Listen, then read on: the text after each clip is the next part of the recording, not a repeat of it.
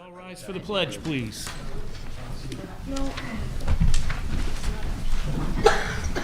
Paul, can you lead us to the pledge, sir? Pledge allegiance to the flag of the United States of America, to the republic for which it stands, one nation, under God, indivisible, with liberty and justice for all.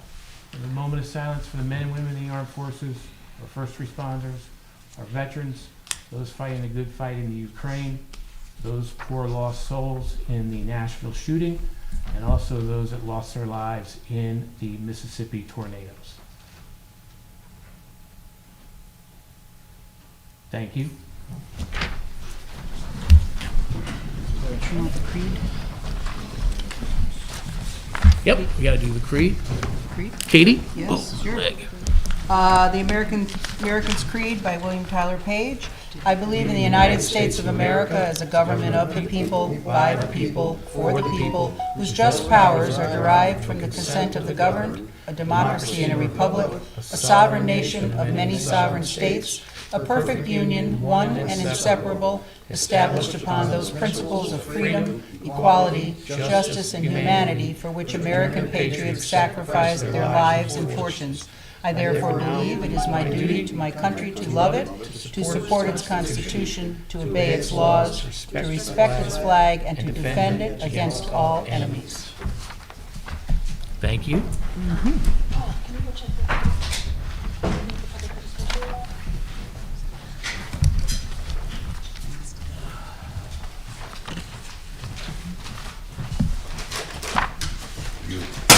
Good evening. Thanks, Randy.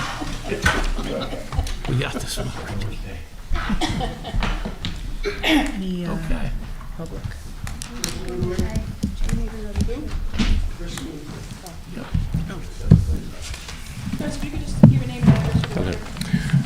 Chris Ludwig, 40 Railroad Street, beautiful New Milford. Here tonight just to speak on the Fair Rent Commission. I'm glad it's finally got on the agenda earlier than I expected, which is good. I'm just really here to comment that I hope you guys put some time into writing the ordinance, and it's a really strong, enforceable ordinance, because some towns have been kind of weak with that. Especially a lot of towns have had it for a long time. They kind of did it, and then you'll see it kind of collect dust, and the committee wouldn't meet often, even though big towns had lots of, bad tenant issues. So hopefully it will lead the way and have a really active, strong committee for it. I did submit some written stuff that you guys got, and she handed out for you earlier, just as a reminder of, simple question and answer stuff with it. So I don't need to yammer on about any of that stuff. And I sent you stuff via email before. Otherwise, the only other thing on here was the opioid settlement fund. I don't know how much it is, but if you can squeeze some of it into the housing trust fund, that would be great. But that's it. Thanks. Thank you. Anyone else, Paul? Julia? Can't pronounce your last name, I can't read the writing. Sloppy. Hi, my name is Julia Lauro. I live at 19 front of the Mountain Road, and I'm here in support of the hairpin sign at the bottom of the road. There's numerous tractor trailers. Unfortunately, that GPS doesn't warn them, and they get wedged and have to be towed out, so it's really a safety issue. Thank you. Thank you. That's it. Thank you, Paul. That's it? Next, Katie? Sure. Items 4A, B, and C, I'd like to move to approve the consent agenda, tax collector report. And item C from Parks and Rec, I'd like to just recognize the donations that they received, $75 from Candlewood Valley Motors for the Easter egg hunt, $75 gift card from Stop and Shop for supplies to run the Easter egg hunt, $100 from the Milford Septic for supplies to run the Easter egg hunt, donation of $75 from ONG for, again, supplies for the Easter egg hunt, and $75 from the Stone Construction Company in Southbury for supplies to run the Easter egg hunt. That's on April 8th, and it should have a lot of good stuff. Second. And we have a motion and a second. Any discussion on the consent agenda? All those in favor? Aye. Opposed? Any abstentions? Thank you. Mayor's comments. Thank you, Katie. So first, for those that may have noticed, I know it's a little dark this evening, but at the flagpole, we have the Bangladeshi flag as we celebrated Independence Day that was today. So we honor those of Bangladesh heritage here in New Milford. On Friday, we did Greek Independence Day, so we raised the Greek flag on Friday for Saturday. Want to congratulate Phil Passero, Caleb Sierra, Ben Schuppel, and their parents and families as they became Eagle Scouts on Sunday. So congratulations. And thank you to Scoutmaster Brieger and Troop 31. We have a tremendous amount of Eagles that have become new Eagles in the last couple of years. So kudos to the Scoutmasters and those Scouts becoming Eagle Scouts. Also wanted to stop by, we stopped by the New Milford Historical Society's Museum, Humston Hall, which is down in the basement. They have a new New Milford's Rich Historic Pass, so if you get a chance, come down there and check that out. Down in the, used to be the former basement, now it's Humston Hall. It's absolutely beautiful, so please get a chance to get down there. Wanted to thank Skylar Hollick, as she did a wonderful violin solo, and then they played dually with Kathleen Kelly for part of the opening of the exhibit. So thank you. The New Milford Farmland and Forest Preservation and sponsors are going to be doing a Farmers Resource Workshop on the 29th from 7 to 9 p.m. at the Max. You can go on the New Milford Farmland and Forest Preservation Facebook page or their website, and you can RSVP there, especially for those farmers looking for additional resources. I want to congratulate the cast and crew of Mamma Mia. That was from the New Milford High School theater production. Great show that they did. Those youngsters, fabulous. Whether it be the actors, actresses, crew, pit, orchestra, did a phenomenal job. I want to thank the VFW Auxiliary, Lynn Pete, and the Ladies Auxiliary, Commander Jim Delancey, as we did a presentation, a proclamation to the VFW Auxiliary National President, Jane Reep, at the VFW in New Milford, for all they do, especially the Ladies Auxiliary, especially with the luminaries that they do, that light up the southern part of the green. Beautiful. I want to thank Miss O'Loughlin and the entire Sarah Noble third grade as they stopped by and did tours up at Sullivan Farm for syrup making. They also did the farm did Maple Fest, which our public could come and see how maple syrup is made not only today, but also in past. I believe they had 4 or 5 different areas within the farm where you could see different types of production besides the sugar house. So it was great to see a bunch of kids up there, as well as other residents and those not from New Milford learning about maple syruping, especially here in New Milford. And I want to congratulate weddings this past couple of weeks, or this past couple of days, to John and Samantha today that got married, and Leslie and Lewis that got married on Saturday. And lastly, the Green Wave staff is going to be having a basketball game against the Chiefs over there, against the New Milford Police Force. It's on Friday, March 31st. The game starts at 7 p.m. Doors open at 6:30. It's a $5 admission. It's at the high school. And halftime performances are going to be Big Smitty and the Swing Kings. And there's going to be a halftime shootout for a chance to win a $500 scholarships. This money goes to benefit the future leaders of America and robotics and beyond. So if you get a chance, right, Chief, come and check the police playing the Green Wave staff. Yeah. Other events that we're going to have going on starting on April 2nd is Elephant's Trunk. They're going to have their opening day. As we all know, Elephant's Trunk is pretty much world famous with being on TV and everything else. So they're having their opening day. Starts at 8 a.m. on April 2nd. On April 8th, Park and Rec is going to do their Easter egg hunt right here on the town green from 10 a.m. to 12 p.m. So if you get a chance, have the kids come down and participate in that wonderful event. On April 22nd, the Women's Club's going to do their Penny Plus auction at 11 a.m. at Pettibone Gym. Also on the 23rd at 8 a.m. to 2 p.m. is Junk in the Trunk, and that goes to benefit the New Milford grad party. on April 22nd as well, at 10 a.m. to 12 p.m., Earth Day celebration. April 29th is the Spring Sip and Stroll. That's from 4 p.m. to 7 p.m. right here in downtown New Milford. You can check Bank Street Group for how you go ahead and order your tickets.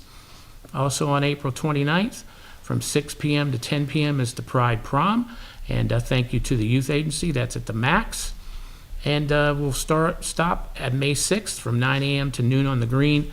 The Farmers Market starts their opening day with music on the bandstand. That's good. So lots of events going on. We got more and more coming on, and each week we'll talk about more and more events that are happening here in New Milford. So it's great. Spring is here. Amen. Thank you, Katie. Okay, item number 6, A, B, and C. I'd like to move to approve the following road closures. Bank Street Investments would like to close Bank Street on April 29th from 1 p.m. till 8 p.m. for the Spring Sip and Stroll. This is pending Traffic Authority approval. The New Milford Historical Society is requesting to close the Southern Green crossover for the following dates. May 14th, 10 a.m. to 5 p.m. It'll be a walking tour of the Great Fire that we had here in New Milford in 1902. And on June 3rd, from 8 a.m. to 6 p.m. for the 50th anniversary of the Wrigley Gum commercial. There's a rain date for that of June the 4th. And then Parks and Rec would like to request that we close the following roads for July 29th for their Park and Rec 8-mile and 5K road races. Main Street northbound from 5:30 a.m. to 8:40 a.m. Southbound Main Street 7:30 a.m. to 10:30 a.m. Elm Street at the top of the green 8:30 to 10:30 a.m. closed as needed so to allow runners to cross. Bennett Street from 8:30 a.m. to 8:45. Church Street 5:30 a.m.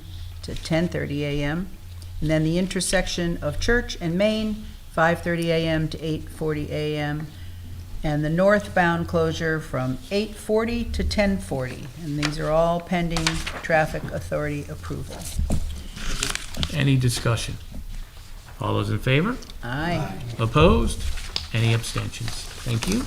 Item 7, I'd like to move to approve the following appointments. The Commission on Aging would be Cecile Rooney as an alternate, term of March 27th, 2023 through January 31st of 2027.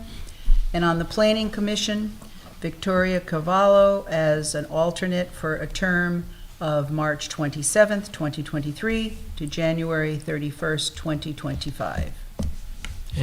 And we have a second. Any discussion on the alternates? Yes, please.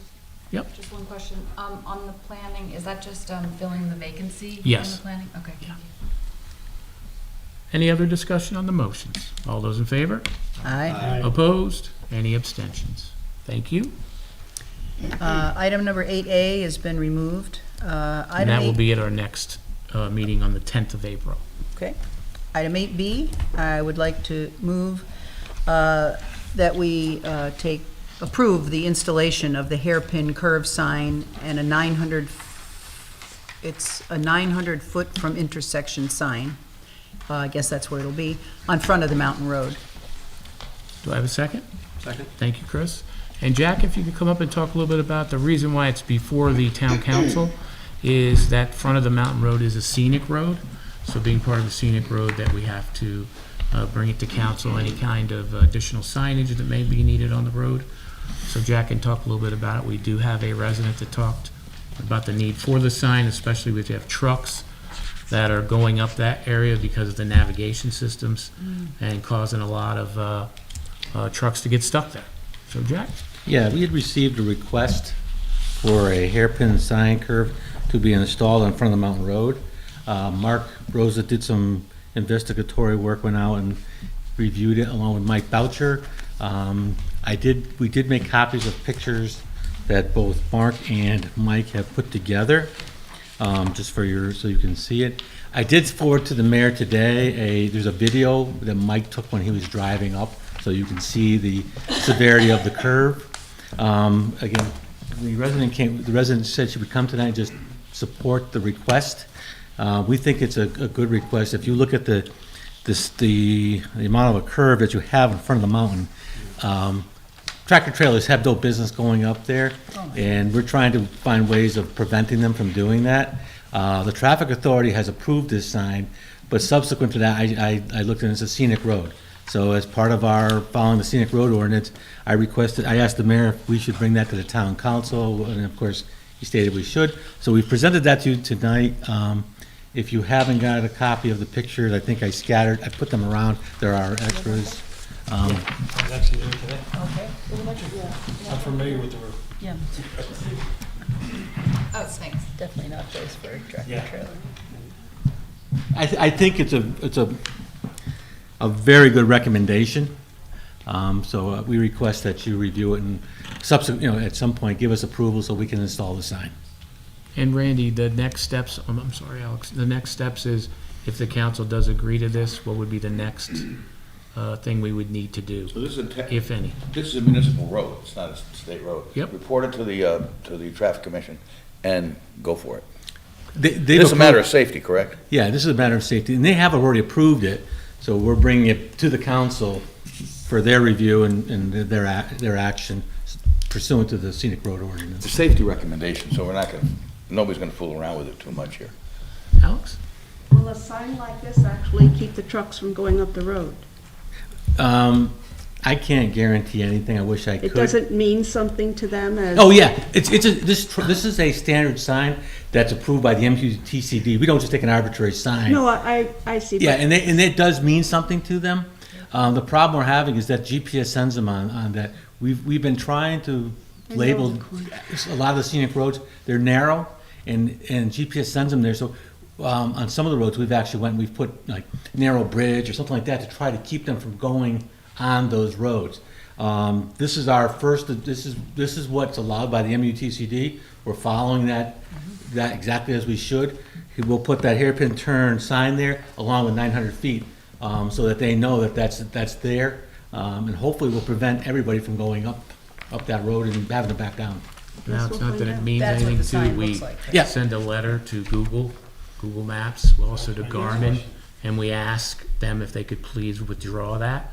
We were successful with Chernirsky, but other ones, I guess it's hit and miss who gets it.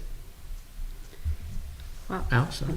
Would it also make sense, maybe in addition to, put a sign of no trucks over a certain length, or so many axles, or something like that? I think we applied for a no-through truck and then we got turned down. I mean, the no trucks and no-through trucks is it's something that we get questioned on. I mean, I got questioned on again last week. I just got clarification again from OSTA about no trucks and no-through trucks. They're very strict on how they administer that. If I even put no trucks there instead of no-through trucks, that would prevent any truck from going up there. Yeah, I'm wondering if you just limit to so many axles, right? No more than 4 axles or Yeah, I something mean, like that, I don't know. I can't, there's no sign for that, I have to apply for that, and they're Okay. very strict. I wish, Chris, that there was a way, but I just got another clarification today from them about that. Okay. And it's something that most public works directors of the state, I sent a listserv, and a lot of them are just not even addressing it. They said they can't, with trucks are just, it's hard to get something there. Yeah, we just send a tow truck when we need them. Yeah, that's about it. All right. Thank Got you. Anything else, Alex? No. Okay. Thank you. Doug? No, I'm good. Okay. Any other questions for Jack? We have a motion and a second. All those in favor? Aye. Opposed? Any abstentions? Thank you. Jack, Thank you, how Jack. long will it take, do you think, to get the sign and, Probably, if Mike's got it on his shelf, it'll be up tomorrow. so that'll make you happy? As soon as we have the sign, we'll have it put up. Thank you, Thank you, Jack. Jack. There you go. Next is an update from Finance Director Greg Ospow. Greg?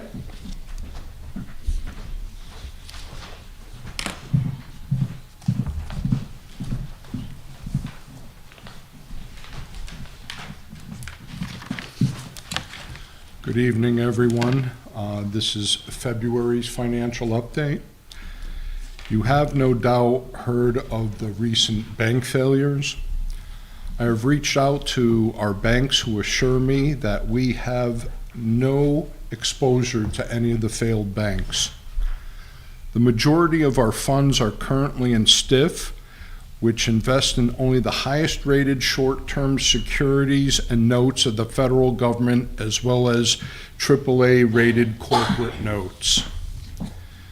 They also have a reserve requirement of 1% of total investments in a cash position and are rated AAA-M by S&P, the highest rating available for short-term investment funds. The town will be migrating to the latest version of Munis. Excuse me. Dave Watson and I are heading up this endeavor. We are currently in the testing phase of this process, and training modules have been scheduled. Upon preliminary testing by myself and finance staff, the functionality is similar, and we are scheduled to go live in August. Revenues. Revenues are at 93.4% of budget. On a straight line basis, we would expect to be at 65%. Tax collections are at 99% of budget overall, with current taxes at 98.6%. Virtually all revenues are at or above budget at this time, with the exception of the Department of Aging, Land Use, and Parks and Rec. Seasonality plays a role in these revenues, and I expect this situation to self-correct by the end of the fiscal year. Expenditures.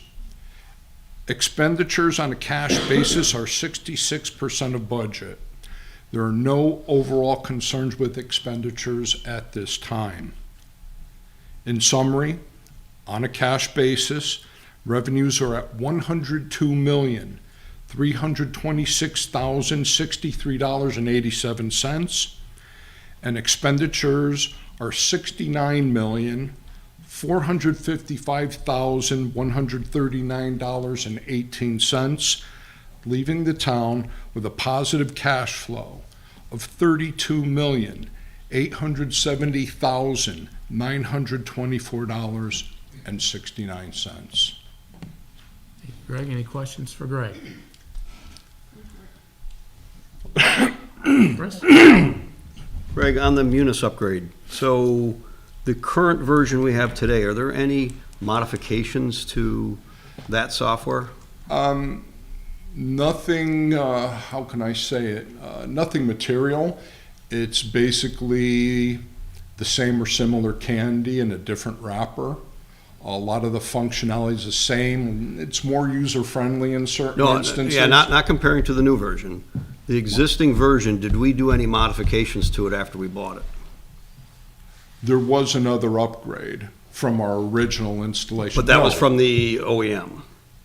So there was no homegrown modifications to The it? only homegrown modification was I had the annual budget report written for the town, because the canned version of the budget report was really awful. Which will have to be done again, probably. 'Cause my point is, anytime you do a homegrown modification, you install a new version, that stuff all goes away. No, I went through the annual budget report, and the functionality is the same. Okay, all right. And why are we doing the upgrade?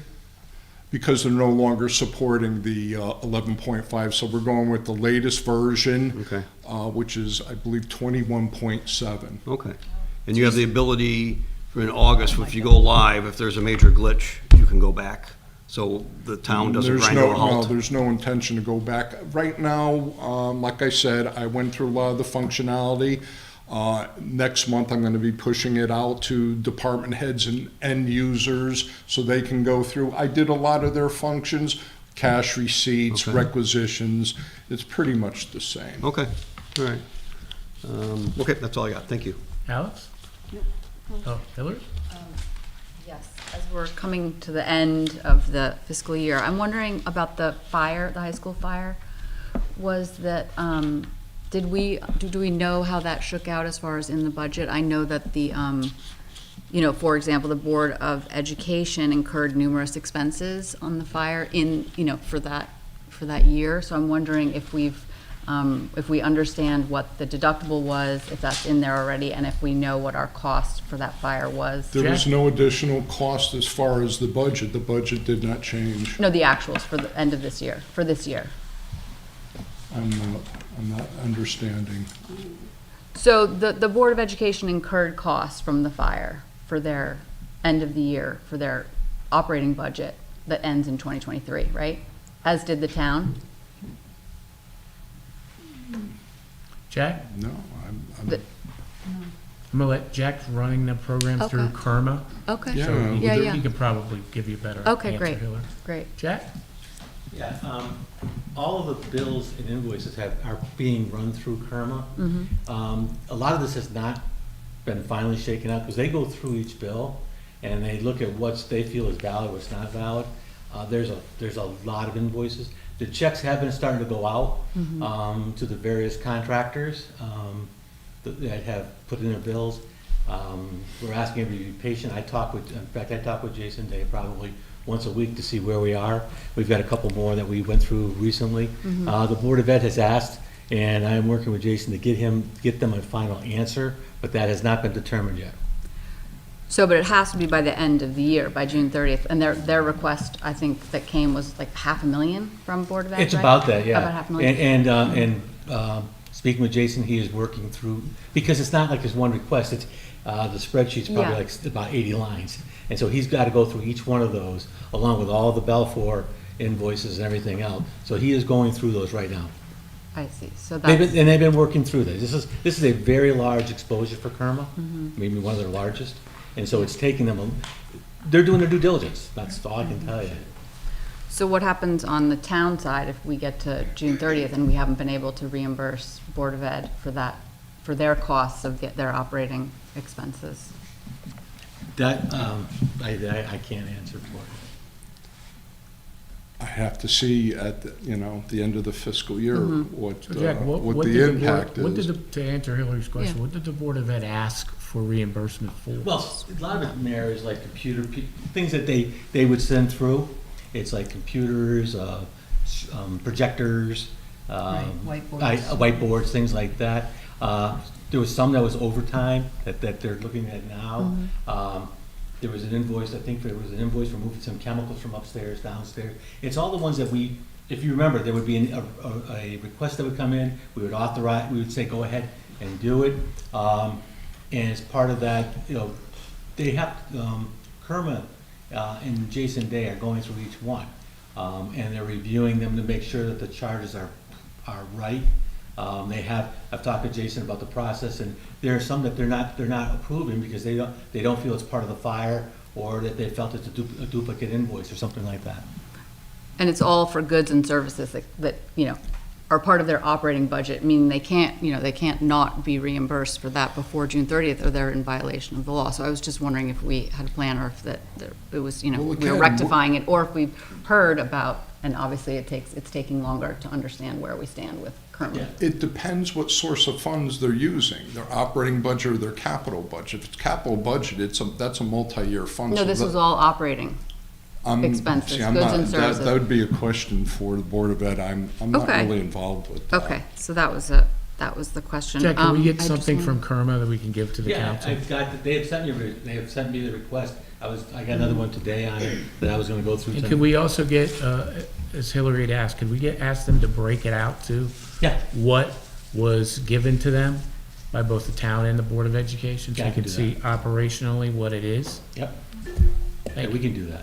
Thank you. And then just one more, as I was looking at that, I was just looking at the budget revenue, in our budget. I just was wondering, this might not be a question for you, but I wonder how many years you've seen it, that the revenue from the students, the Sherman students coming in is on the town side, but does that go back to the Board of Ed, or does that No. stay in the town? No, that balances the budget. No, it's on the town side. So we The have to only educate revenue them. on the Board of Ed side is excess costs that they get. All the other revenues are on the town side of the budget.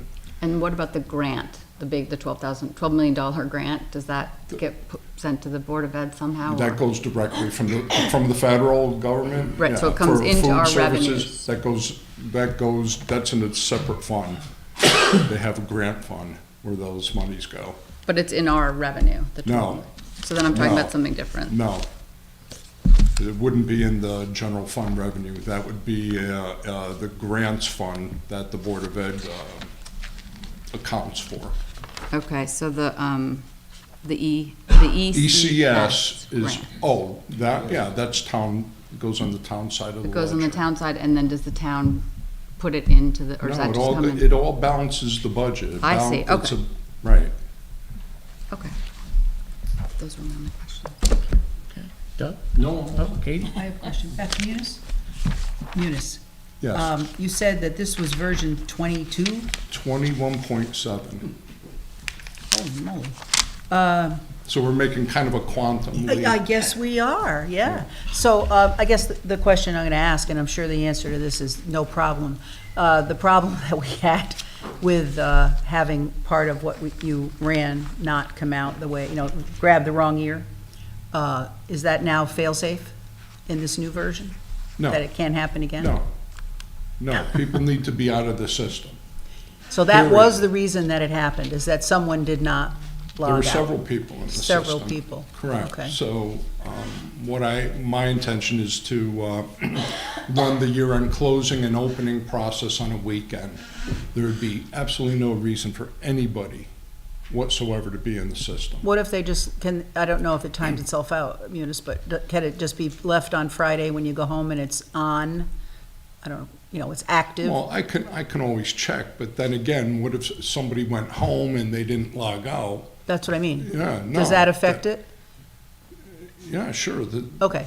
Well, we didn't know, we just knew what you Yeah. had told us, that Yeah. someone was on the system, so, There's several people. Yeah. so we'll smack them around, then, right? Is that the Hopefully it'll idea? never occur again. I mean, this has caused me more grief than, and it Yes. has far So you're gonna make reaching- sure it doesn't happen again, for Well, sure.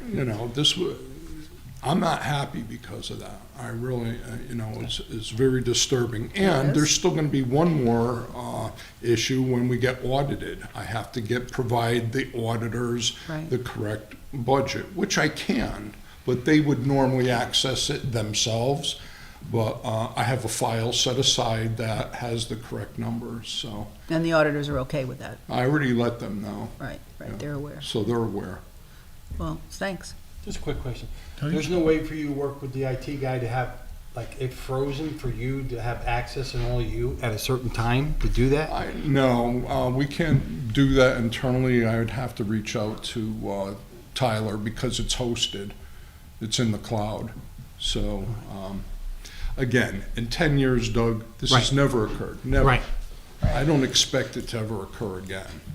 Is there a certain time that you do it and a notification is sent out to everyone that you're gonna be I've doing done it? that, Doug, I've done it ad nauseum, Okay. I I didn't know the process, but that's why it makes you more No, upset about I- it, because you've notified people and told them, don't be in there, okay. I understand. Any other, Hillary? I just thought I should clarify why I was really digging into the Board of Ed. I just heard, that I don't know if anyone, the Chapag Agri-Science Program, did anyone hear the Board of, at the About Board the of Ed busing? meeting, it's come to About be the known busing? that the seats, that they have a shortage of funds to pay for seats that the students have qualified for, that want to go.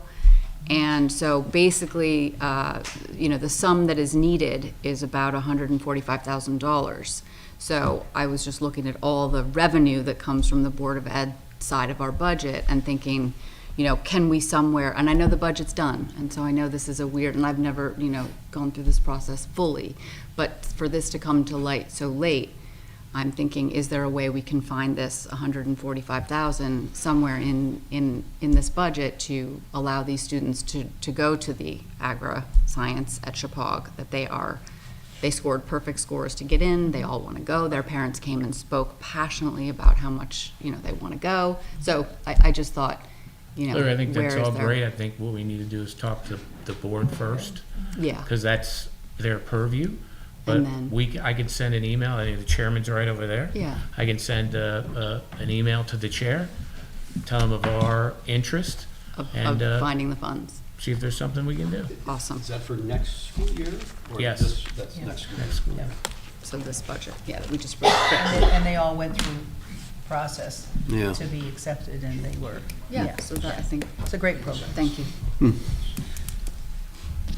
Best I could, yeah. Any other questions for Greg? All right, thank you, Greg. Thanks, Greg. Okay, and item 10A, I'd like to move that we approve the ordinance, action to create an ordinance for the moratorium of retail cannabis establishments in New Milford. Second. Okay, and we have discussion. It was mentioned by several council people that we bring in. We had someone that came in to talk about how cannabis can be helpful, why we should, automatically bring in the retail component.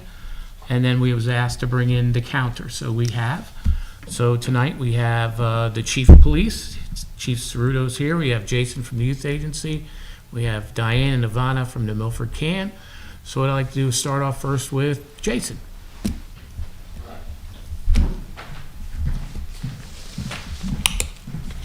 Good evening, everyone.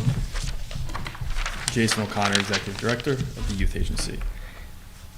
I printed this out right before I came, so I do not have copies for everyone, but this is my statement on this, so I will provide a record, though. So as the Executive Director of the New Milford Youth Agency, it is part of my scope of profession to ensure the coordination of and offering of prevention and intervention programs for our youth here in New Milford. This directive is one of many outlined in the Youth Service Bureau state statute, additionally within the administrative core units that guide YSBs, including community scans, data collection, and assessment are outlined as necessary fields of practice. And on that note of data and youth trends, the state of Connecticut and our local municipalities do not have the data needed to ensure the safety of our youth here in New Milford in regards to marijuana use.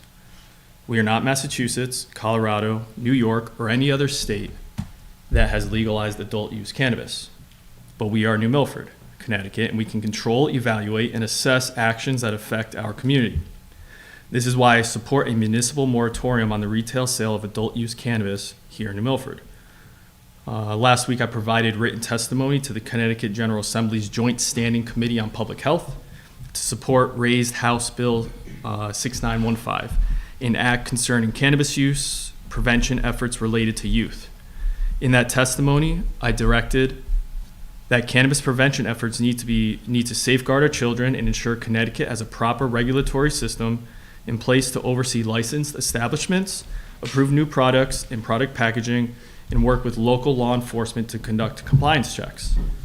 Additionally, with YSBs being the referral source for underage marijuana-related infractions, there must be the provision of additional state resources and guidance to ensure each local community, including New Milford, is prepared for the expected increase in youth referrals and to allow staff access to the best practices in prevention. I have some highlights of that House bill just to show the need for data. The recommendation is on or before January 1st, 2024, the council shall establish a cannabis health review panel composed of members jointly selected by the co-chairperson of that council. The review panel shall examine the effects of the use of cannabis, including, but not limited to, overdose of cannabis by young people, episodes of psychosis in persons who use cannabis, and the impact of cannabis of higher potencies on developing brains. On or before January 1st of 2025, and annually thereafter, the panel shall report its funding to the council. So those are pending dates in 2024 and 2025 for that data to be released. Connecticut Youth Services Association, RYSB's parent organization's executive board also released key concerns and recommendations in support of House Bill 6915 and of the need to continue to develop the capacity to regulate this industry and safeguard public health and safety, especially as it relates to youth. Within the recommendations are prevention and public education requests. I would like to highlight that some of the recommendations for prevention include education for youth, perhaps included with school health curricula, education for parents, education for retailers, and support for enforcement around underage marijuana possession, sales, and social hosting. Utilize tax revenue possibly for the municipalities to fund prevention strategies with guidance on what towns should do, and provide customizable media components that can be branded and used in communities similar to the state's Change the Script for the opioids. Establish retailer education programs to train salespeople on the legalities and punishments for selling to minors. Create a system of education for salespeople to learn fake IDs. Preventative strategy can be provided to to municipalities. And going on in this is again the need for data. Additionally, within the current Connecticut State or Senate Bill 1201, an act concerning responsible and equitable regulations of adult use cannabis, it outlines in Section 65 within their alcohol and drug policy to have recommendations to the governor and legislature on efforts to promote certain public health initiatives and collective data. That is to be published by January 1st of 2023, so 2 months ago. The bill requires the Alcohol and Drug Policy Council jointly with the Departments of Public Health, Mental Health and Addiction Services and Children and Families to make the recommendations off of that to the governor and public health, judiciary, and finance, revenue, and bonding committees. That goes on to the efforts to promote public health and science-based harm reduction, mitigate misuse and the risk of cannabis addiction, and effectively treat cannabis addiction with a focus on individuals under the age of 21. The collection and reporting of data to allow the epidemiological surveillance and review of cannabis consumption and its impact in the state, impacts of cannabis legislation on people under age 21, specifically their education, their mental health, social and emotional health, and any further measures the state should take to prevent cannabis use by people under the age of 21, including product restrictions and prevention campaigns. So again, Connecticut and our local municipalities simply do not have the local data information that is necessary for New Milford at this point in time to pursue the retail sales of cannabis. The reason this information is needed is because of the direct influence marijuana has on a youth brain and a youth developmental maturation. There is significant research showing that teens and adults are the most vulnerable to the negative effects of marijuana, and before the allowance of retail sales, I recommend investment in such prevention methods discussed above to target such areas like lower youth perception of harm in marijuana use. With these dropping youth perception of harm and the increasing THC potency, our local community needs to be prepared for retail sales here in New Milford. This is not to fearmonger or demonize adult use cannabis, but simply to protect youth here in New Milford and work with our local stakeholders in prevention and intervention efforts to ensure there are no concerning trends between the adult intended market and our youth here in Connecticut. Per the Surgeon General, the best way to address substance use in our children is to prevent it. And this moratorium on marijuana is a valuable prevention-based decision to allow New Milford to assess state youth trends, statewide regulation and controls, and to ensure our youth and families are protected with the necessary information and resources to ensure a healthy future for our New Milford and Connecticut families. Thank you. Jason. And before we have any questions, if it's okay with the council, if all 3 or 4 of the presenters could come and talk first, and then we could have questions to give them ample time. Yep. So Ivana and Diane. I'm actually not speaking. I came Okay. in support of Jason. Ivana? And just listening. Thank you, Diane. Jason, can I have your? Yes, and I apologize for not having this to the council. Ivana, is there anything you'd like to say on behalf of New Milford Can? What did you say?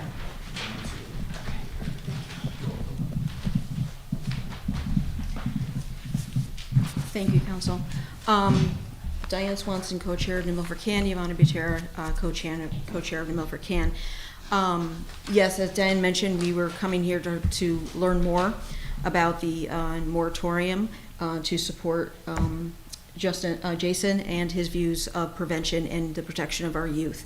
We don't really have a say in terms of what the town is going to do in terms of the moratorium. We're going to leave that up to the bodies that be. But we do stand for prevention as the Prevention Council. We believe in harm reduction, and we also believe in education and taking time to understand as things move and progress in the legalization of certain substances, just to understand the data in the best interest of our community. Correct. Thank you. Thank you. Thank you. Chief? Good evening, everyone. It's nice to see everyone, and thank you for allowing me to speak this evening. Understanding our landscape is very important to us in law enforcement, and a moratorium on this issue would give us that time to more methodically understand what's going on in other communities that have allowed this. And I have certain areas of concern, and they're all under this public safety realm. The first area of concern is with the youth in our community. How will this affect our youth? We are seeing issues arise but a year's worth of data would be much more helpful to us than a few months of data. Our youth are very important. They're our future, and I think a focus of this issue needs to be brought down to that level. Secondly, traffic safety.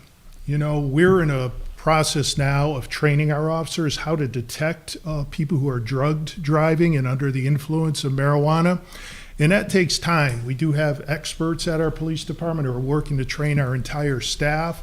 But it will be interesting to compare data from year to year and see how marijuana has affected traffic crashes, for example.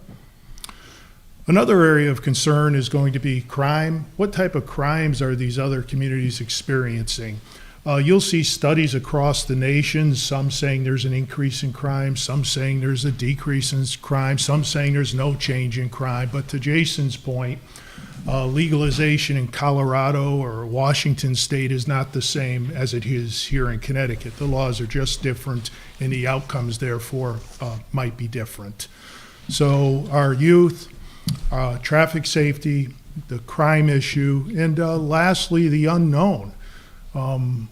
What ancillary issues are we not anticipating that might come as a part of this? And I think us watching other communities and learning from other communities will help us make a more informed decision in a year. Thank you. And any questions from the council to any of it? Chris? I think my first question probably goes to the chief. The speaker in last meeting talked about having legal business here selling would create a safer environment for the purchaser. Do we currently have no place you can buy it here. Do you currently see issues with marijuana sales in town where that might, there's a safety issue there that might be prevented were there a legal outlet here? Yeah, I just think that we need to take a longer period to study it, to answer just that question. But nevertheless, making it more readily available in our community will just do that. You know, how will that affect the drugs that then are therefore brought into our schools? Okay. Then the other question I have, and I don't know if anybody here knows the answer, but Jason's comments jog my mind when you're talking about people who are selling, age verification, and I'm also thinking of those employees being able to make sure the person they're selling, they're not in the bar business, they'd call it being overserved, right? As someone coming there, who is it up to train those employees? Is that going to fall on us? Is the state doing that? Or don't we know if those employers are even being trained? I don't have the training is established in that very detailed bill, in that sense, but there are extreme protections and security guidelines for not only the training, but the security of all the products up down to the seed of the generation of the marijuana plant. So there are extremely measures put in that the state has put into training, put into marketing. You're not even allowed to see products from the window. It's pretty serious in that sense. So it comes down, and there's also serious regulation and fines. I don't have those on the top of my head, but the purview of the state of Connecticut is to take this very serious. So I can look into the bill and see if it is a state trained or if it's up to the employee or the employer rather. A linked topic on that will be us conducting compliance checks. So we do it in liquor establishments, we do it at vape stores, for example. So this would add to that and they're responsibility. they're supposed to have each establishment is supposed to have an electronic ID monitoring system similar to your IDs for alcohol, you name it. So they're supposed to check photo IDs, make sure they're 21 and older. There's all kinds of protections on youth hanging around the establishment, so you can't have that. So there are protections for that. Right. I just don't have the who's doing it. Yeah, and we have no data that says how well those protections are gonna work. Yes, we If don't at all. know if there's, a college kid's, 22 going around, going in and then giving, I believe it's an ounce a day you can purchase, which is a pretty substantial amount of marijuana. So you can buy your ounce, and we don't know if, say, it was on Bank Street, you walk around, and you're on Railroad Street, and you give it to your little brother. Sure. It's just, we don't know. Yeah. We don't know that data here. We don't know the trends. And again, this isn't to demonize the adult use. It's just to set the protections in place. Got it. Thank you. Kate? Yes, thank you, Jason. I was thinking, as you brought that up, the pharmacies, I think we've all probably bought something that's behind the counter now, and you sign, and they have a way to track, because you're giving them your license, and so you can't buy Sudafed, I don't even know if that's one of them, but you can't go and buy it today here and go down and buy it in Danbury the same day, that type of thing. So perhaps that might be part of their training. Correct. It would be smart.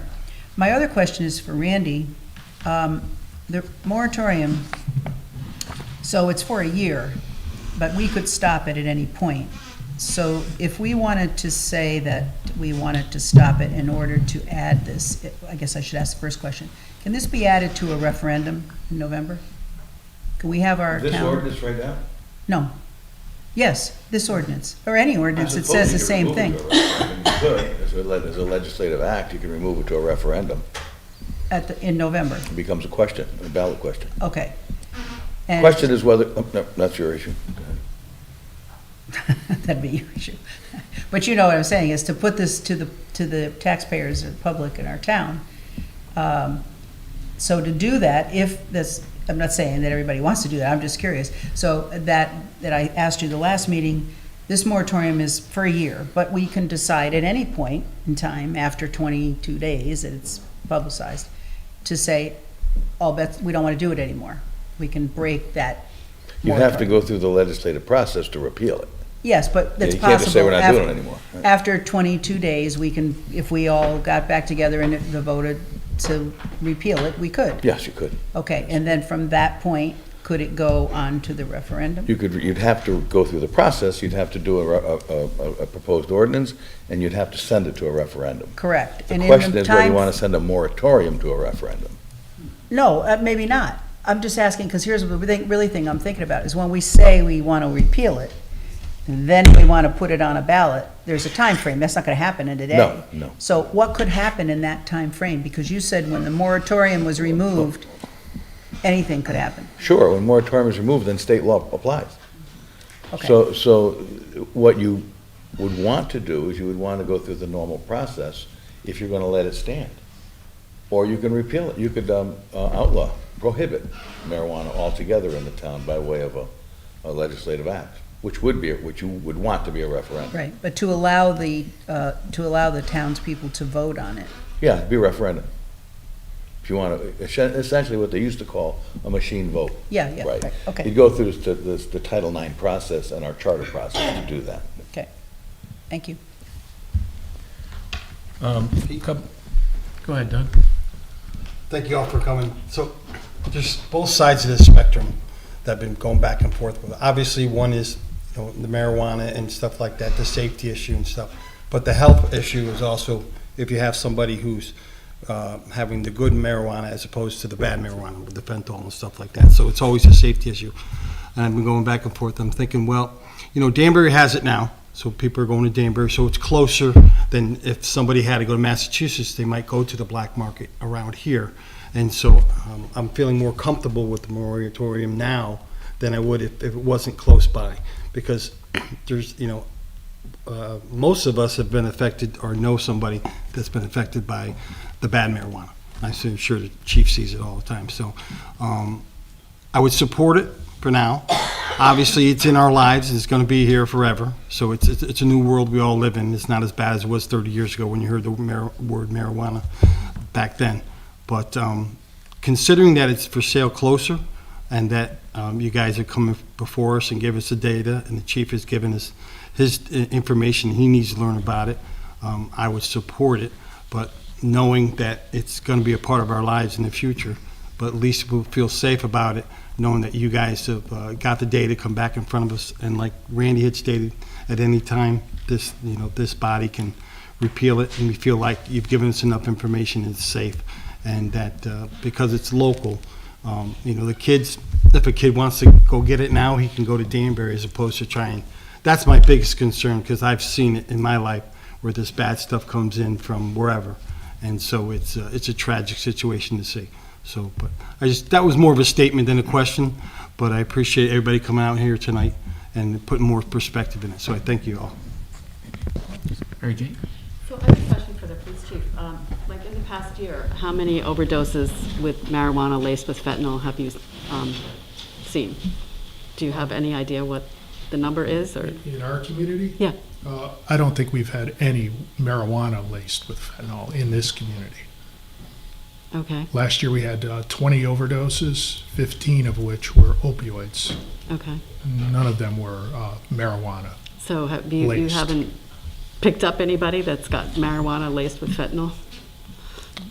Nobody's been. No, not that I'm aware of. Okay. Paul?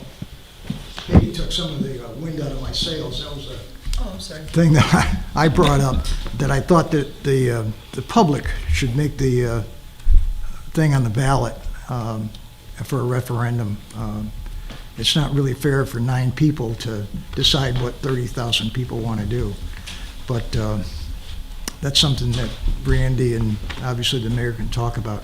But I got a couple questions for the chief, just to verify something that I find a little erratic, that the pamphlet downstairs, which comes out backed by the Connecticut Health Department, reads marijuana and driving, doped up and dangerous. And I wanted the chief just to verify something. It says that the rate of driving under the influence of illicit drugs is the highest among young adults 18 to 25. Marijuana is the most commonly detected illicit substance in fatal car accidents.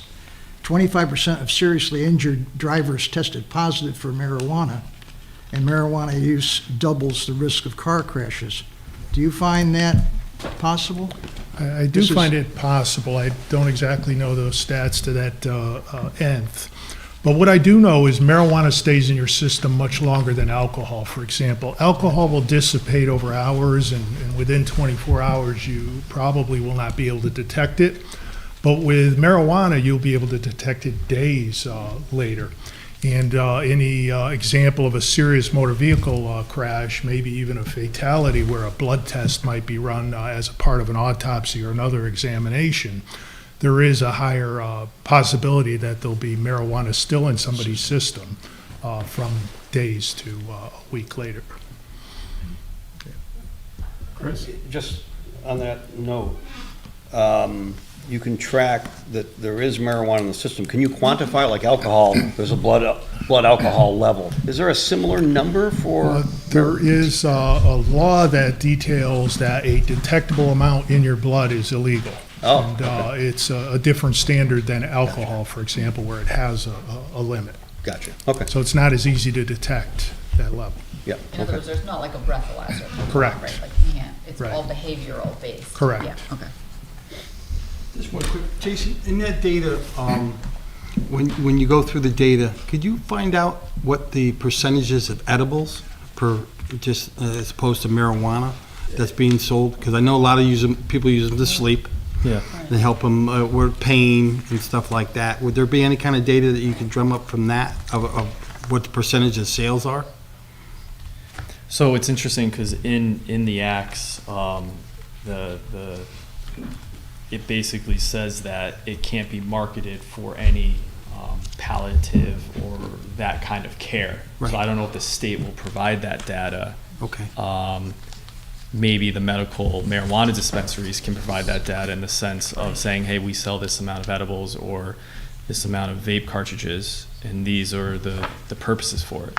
But within the act concerning the adult use cannabis retail sales, it sets the line between the adult use versus that medical use and that palliative care. Is there a reference to edibles? There is. So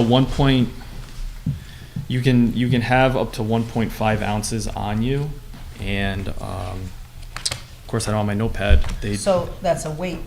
Yeah, but they within the law, there's the breakdown to edibles and concentrates. So they do have that broken down. The legal limits, as well as instances that would incur infraction, whether you're over it by a lot. Okay. I know it's a 5 ounce, so you can have, the one threshold is if you're above possessing 1.5 and then you hit that 5 ounce. And then there's above the 5 ounce. So it's the same weight as the concentrates, which is in that. So Is it's that just regulated so that if I went to one dispensary and then another one, that the gummies would be the same? the state, yeah, it is regulated. And to touch on Doug's question, I think where we're seeing marijuana go is the same avenue as alcohol. And the work that the youth agency and working in youth is going to be on harm reduction, delaying that use of that substance.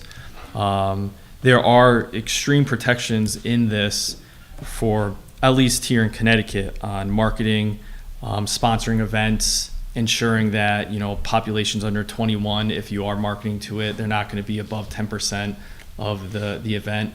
There's a lot of protections like that. However, with this conversation, with the conversation of the legality of marijuana, you're going to get a lower perception of harm. Right. That then mixes with the higher potency of THC. That's where the concern is for youth, because in those developmental years for youth, marijuana can have an extreme effect on their developing brain. And that relates to Paul's question, is that 18 to 25 are the primary and number one age group for marijuana use. And it is the most popular illicit drug, because it's not legal on the federal level. So I'm not too familiar with dispensaries. So is there just, you have to have a dispensary for recreational and a dispensary for medical? They're not, Yes. you can't have inclusive all in Correct. one, correct? So they're two steps. So this is more for recreational It is that the strictly. moratorium's for, not for medical. Strictly, Right. only Okay. recreation. That answers my question. And then, which I'll be sending to the full council, there's a thing called SAM, Smart Approaches to Marijuana. And this had been reviewed by the University of Colorado at Denver, Harvard Medical School, Boston Children's Hospital, University of Connecticut, Yale University, University of Kansas. There are some more other ones that have done this. And as we talked about in the very beginning with the moratorium, the thing I think we're all concerned about is kids under the age of 18. And how do we prepare for legalization? Because it's here. So some of the snapshot things where they talk about that I think would be concerning to us here on the council to prepare us. Marijuana hospitalizations since legalization. In the state of Colorado, it's up 101%.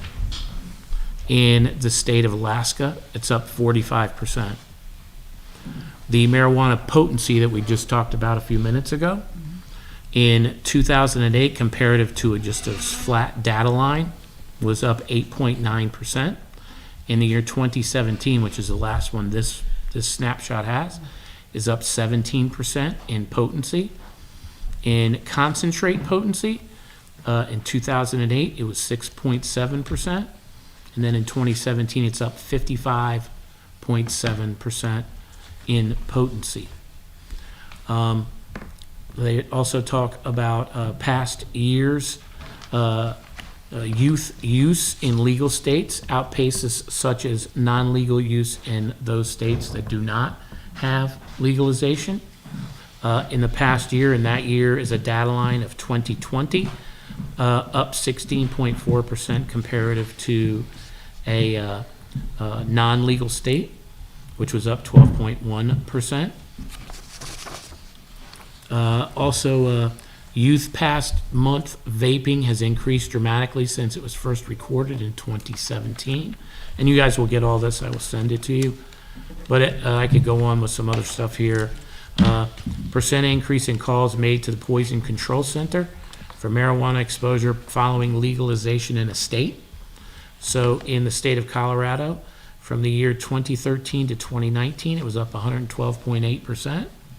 In the year 2016 to 2019 in Massachusetts, it was up 140%. In the state of Washington, from 2013 to 2019 is 103.2%.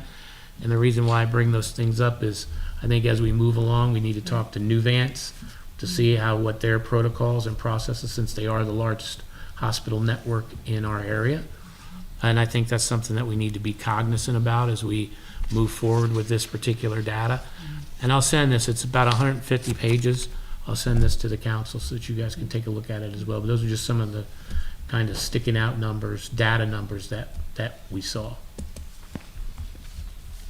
I think I'd just like to say make my statement about this, is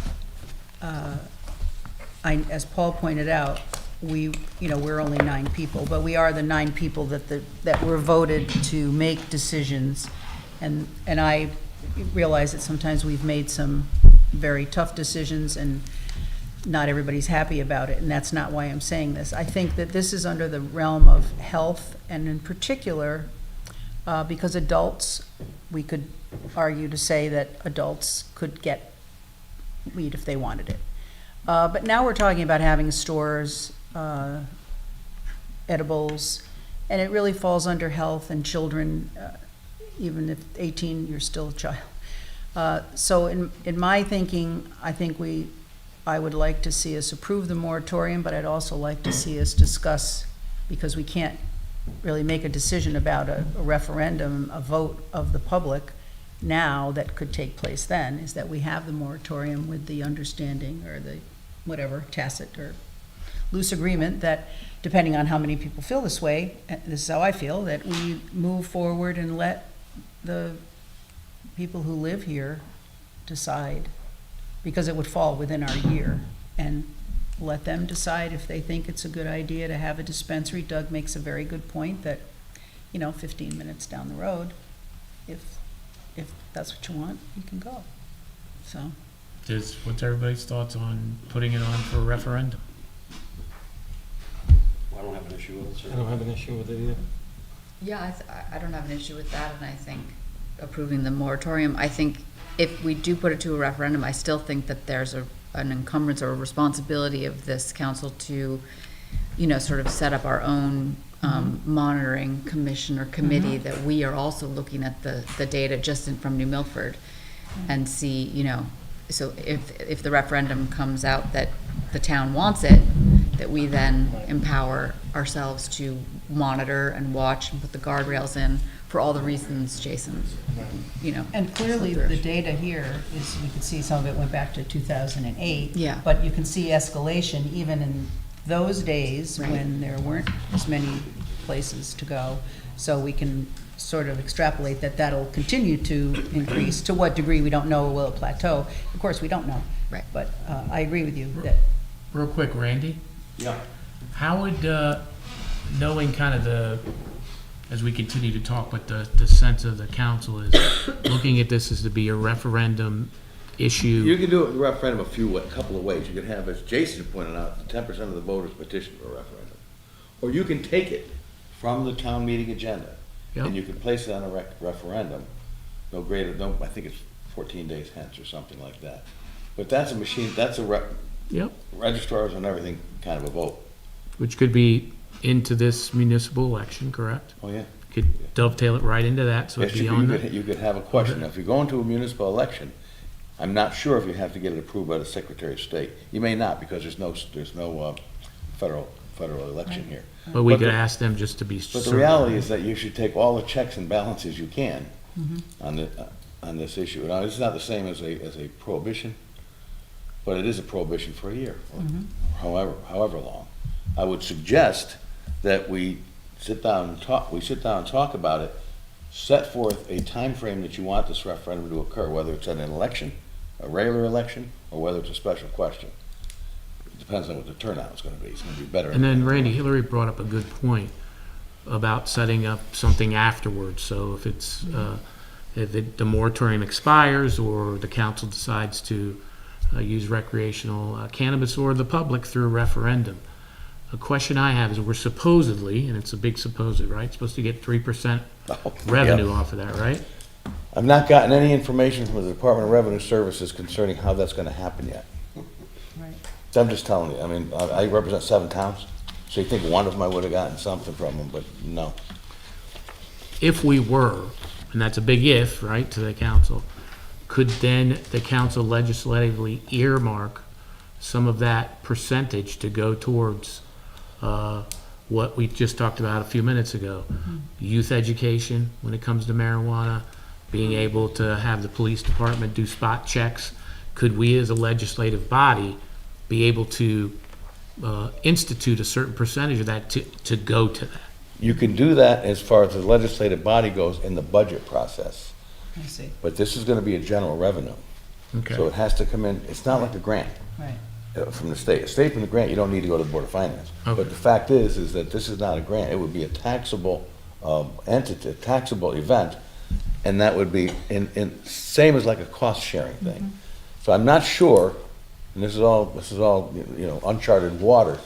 I'm not sure whether or not you can say, as a legislative body, the monies that we receive from Department of Revenue Services for this is going to be used for this. Gotcha. You might have to go through I think you're gonna have to go through the budgetary process. Okay. frankly. Unless it's considered a grant, and I don't think the state's gonna do that. No. But at least the budget process would allow us to do Oh, sure. what she's talking about, and that's Sure. a good place for it. So you'd make it, as Honor said, earmark, you make it an entitlement on a line, essentially.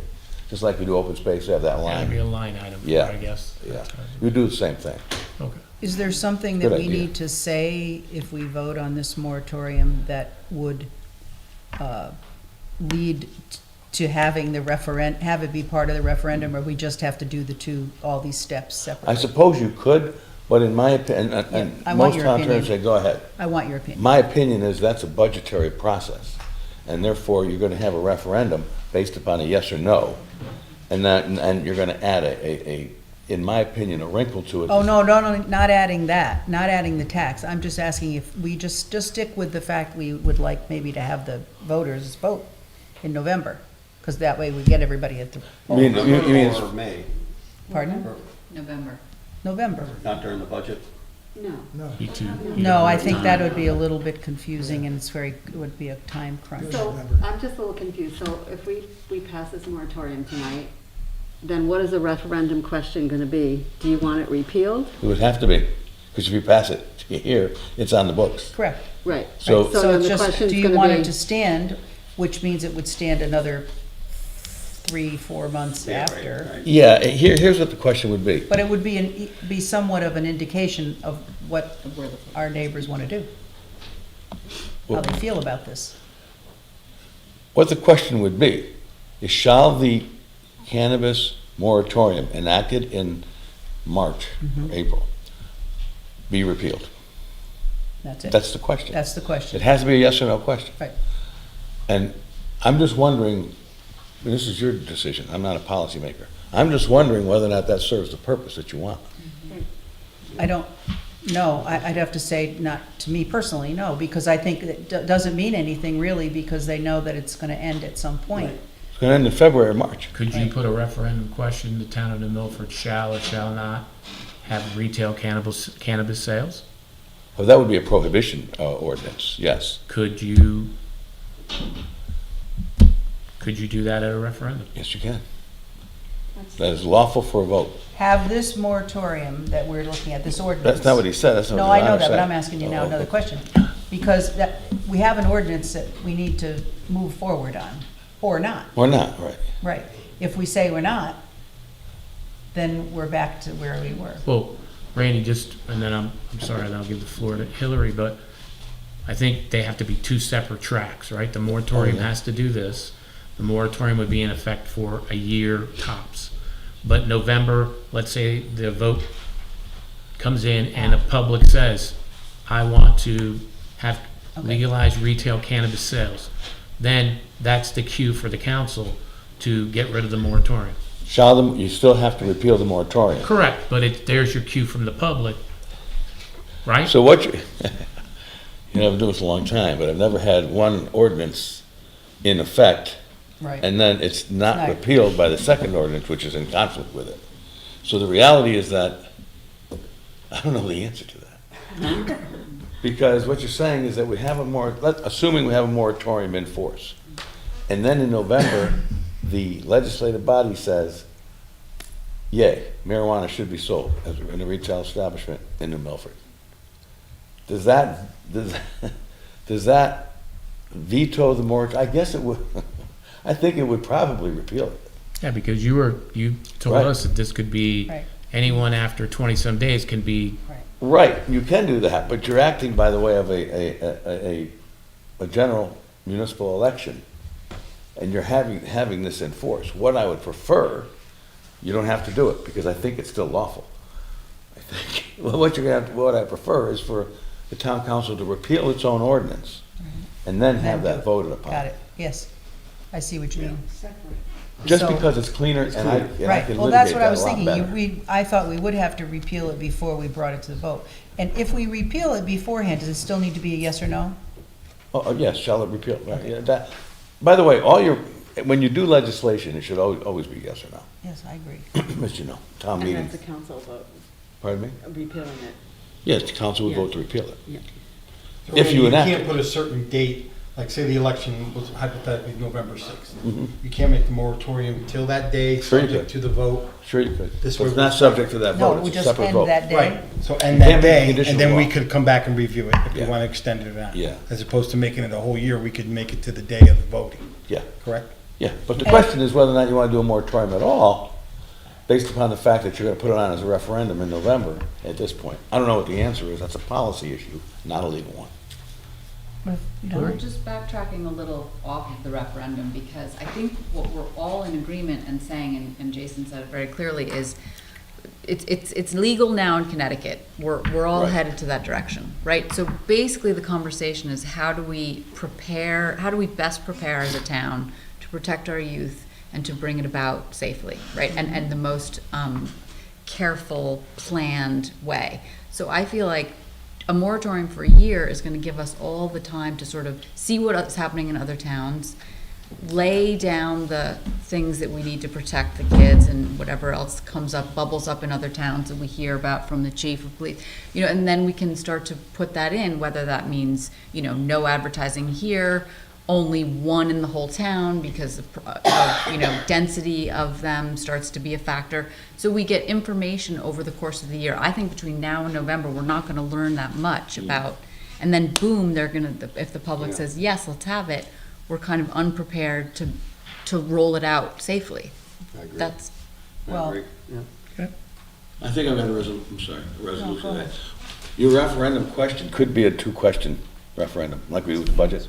So you can, shall the moratorium be repealed, and shall the cannabis be permitted or prohibited? You could do it too, okay. and you're right, you can do it. Because some of those things you just mentioned, such as, can we limit it to one, can we do this or that? That gets into some detail that we wouldn't get by a yes or a no. And that seems more like it's a state, the state's gonna. And of course, we have smaller towns around us who, some of them have just completely said no to it, right? And so we'll never find out anything there. Litchfield and Morris. Yeah, right. Right. Just such a slippery, tell people what they can and can't do is a slippery slope, as opposed to doing, stuff.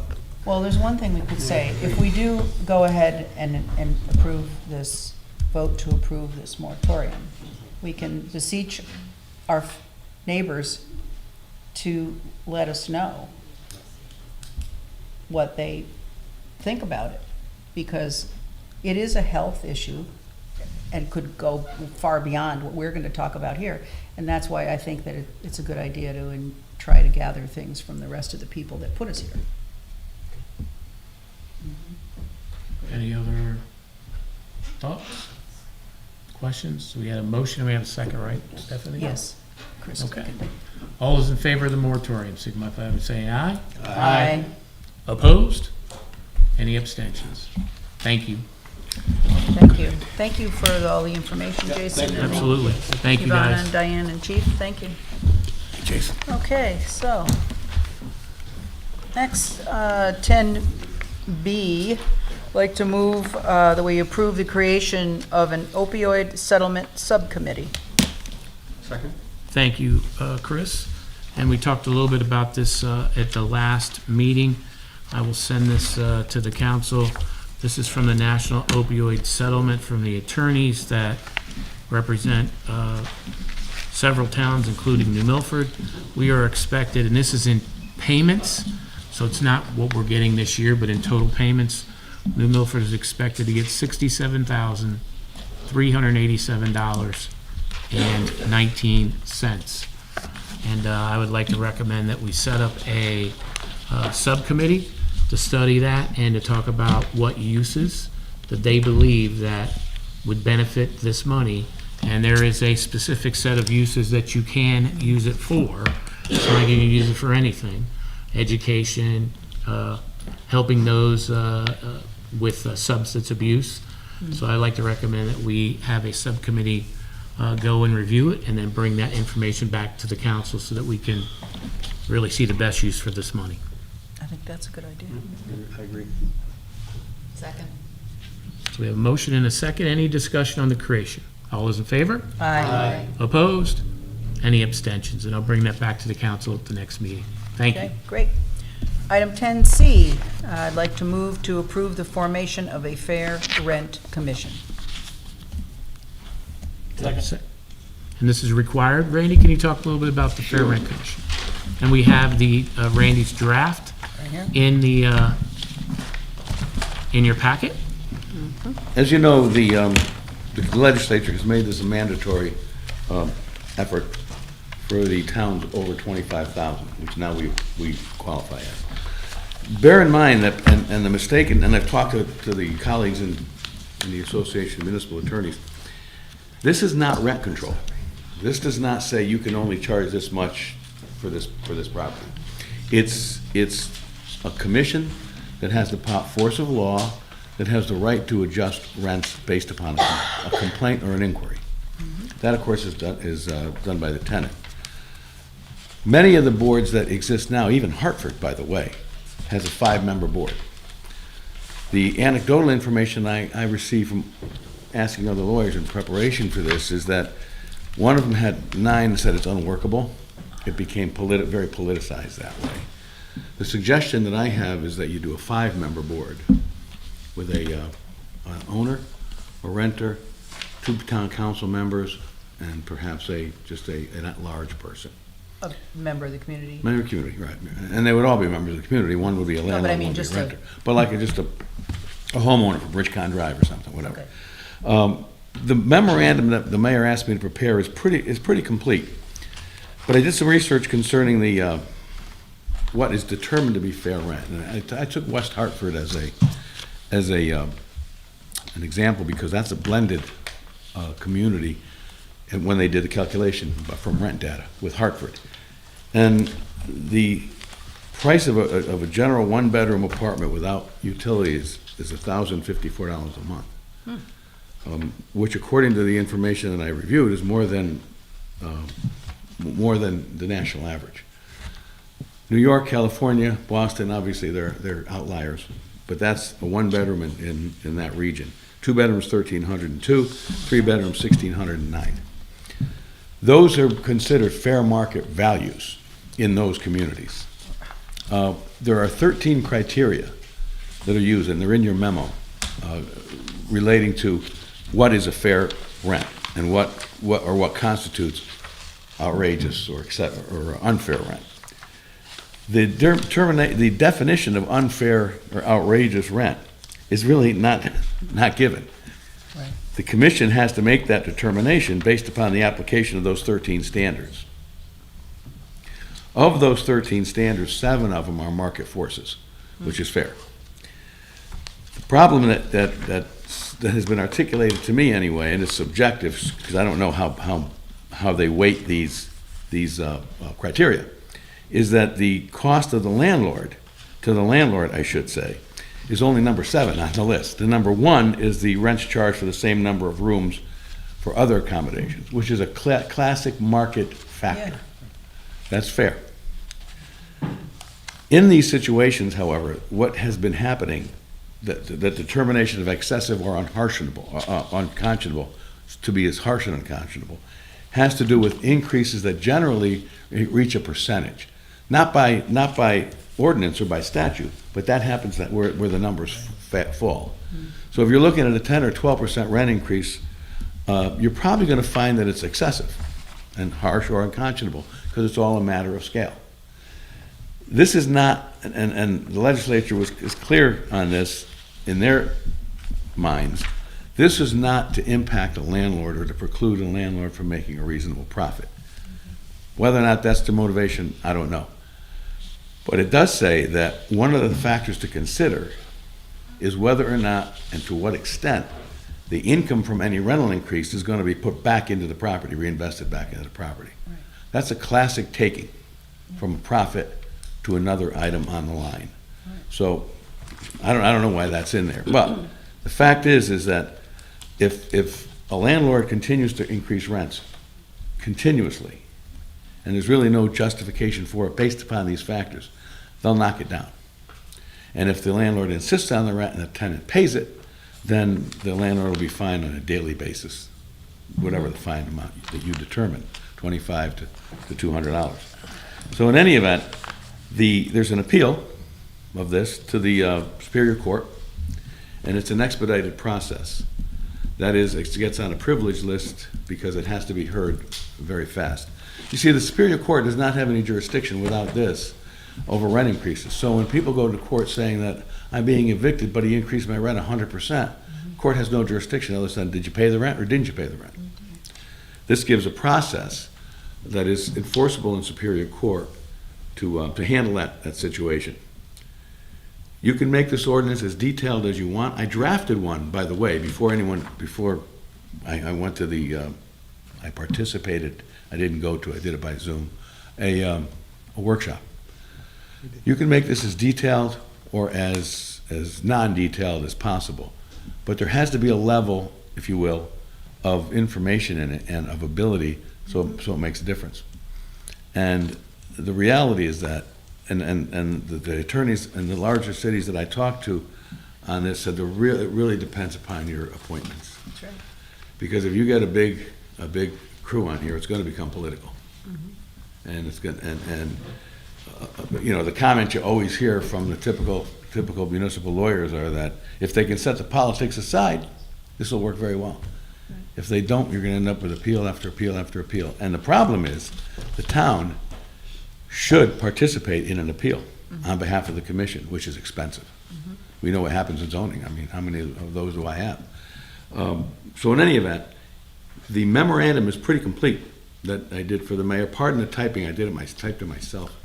And so maybe there should be a period where there's a comma, who knows? But in any event, it's a huge step in a different direction than the market alone. Although, as I said, there are market factors in here. And I think depending upon and that's the consensus of the lawyers I talked to, depending upon the composition of the board, it can be very, very helpful. I'll be happy to try to answer any questions. Chris? I noticed, so number one, rents charged for same number of rooms and other housing accommodations in town. It does not specify different parts of town. So for example, if you're on Candlewood Lake versus Hine Hill or South Main Street, I would think the location would affect the market value for exactly a what place. what one of the lawyers told me in West Hartford, saying if you're near the main drag, that's going to be $2,000 a month. If you're out in the hustings or on the border of Hartford, it may be $1,100 a month for the same type of accommodation. So yes, that would be a geographic area would be a factor that the commission can consider. They can consider that? They can consider that, yes. Okay. Because that would be rents charged for the same accommodations, and that would include the area. Okay. Now, it's not in here, but that's the discussion Gotcha. I had Okay. with this attorney. Okay. Kate? Randy, in item number 7, the amount of taxes, overhead expenses, including debt service, in cities such as Manhattan, and, if you read a New York paper, you know that a landlord can incur debt refinance, and get the debt up to a very high amount, Yeah. which in some cases has allowed them to evict people Mhm. physically and knock the building down or whatever. Now, I'm not saying that's gonna happen here, but, is there any structure around that? Is There there is any? none. No. But you're right, and the fact is that one of the discussions that they had in the workshop was that you really have to, as a town attorney, you have to guide them through this. This is not punching that guy in the nose because he's a Democrat, or Right. her because she's a Right. Republican. This means something. If somebody decides to take $150,000 out of their two-bedroom to go on a trip to France, or just to go around the Right. world, Right. is that really fair? So you only consider that. It's not mandatory. Correct. There's no weight that's affected, that's applied here. But that's an issue that came up in a discussion, in a workshop discussion. Yeah, I'm sure, because it happens. And when you look at their debt service, do they have to provide you what those funds were used for? No, but you can inquire about it. Yeah. And the fact is that you know if it's not, if they're still looking for shutters on a screen door and they took out $150,000, you're gonna kinda know that it wasn't. Right. That's probably why you have item 13. I'm Yes. guessing. I don't Yeah, know, right. legislative history Right. didn't say that. Gotcha. But, so a lot of it is gonna be cooperation of the commission. Yes. That's why these commissions are going down to 4 and 5. Yeah, and I think that's a good idea, and I don't envision in our particular town Makes that sense to me. we'd be so side sensitive, but, I think we all know that we have an issue in this town, and we need to do something about it. Which we'd have more. Yeah, I think this is, it's a very reasonable way to provide equitable relief for both tenants, and landlords. The decisions are binding by Oh, yeah. law, and they are enforceable.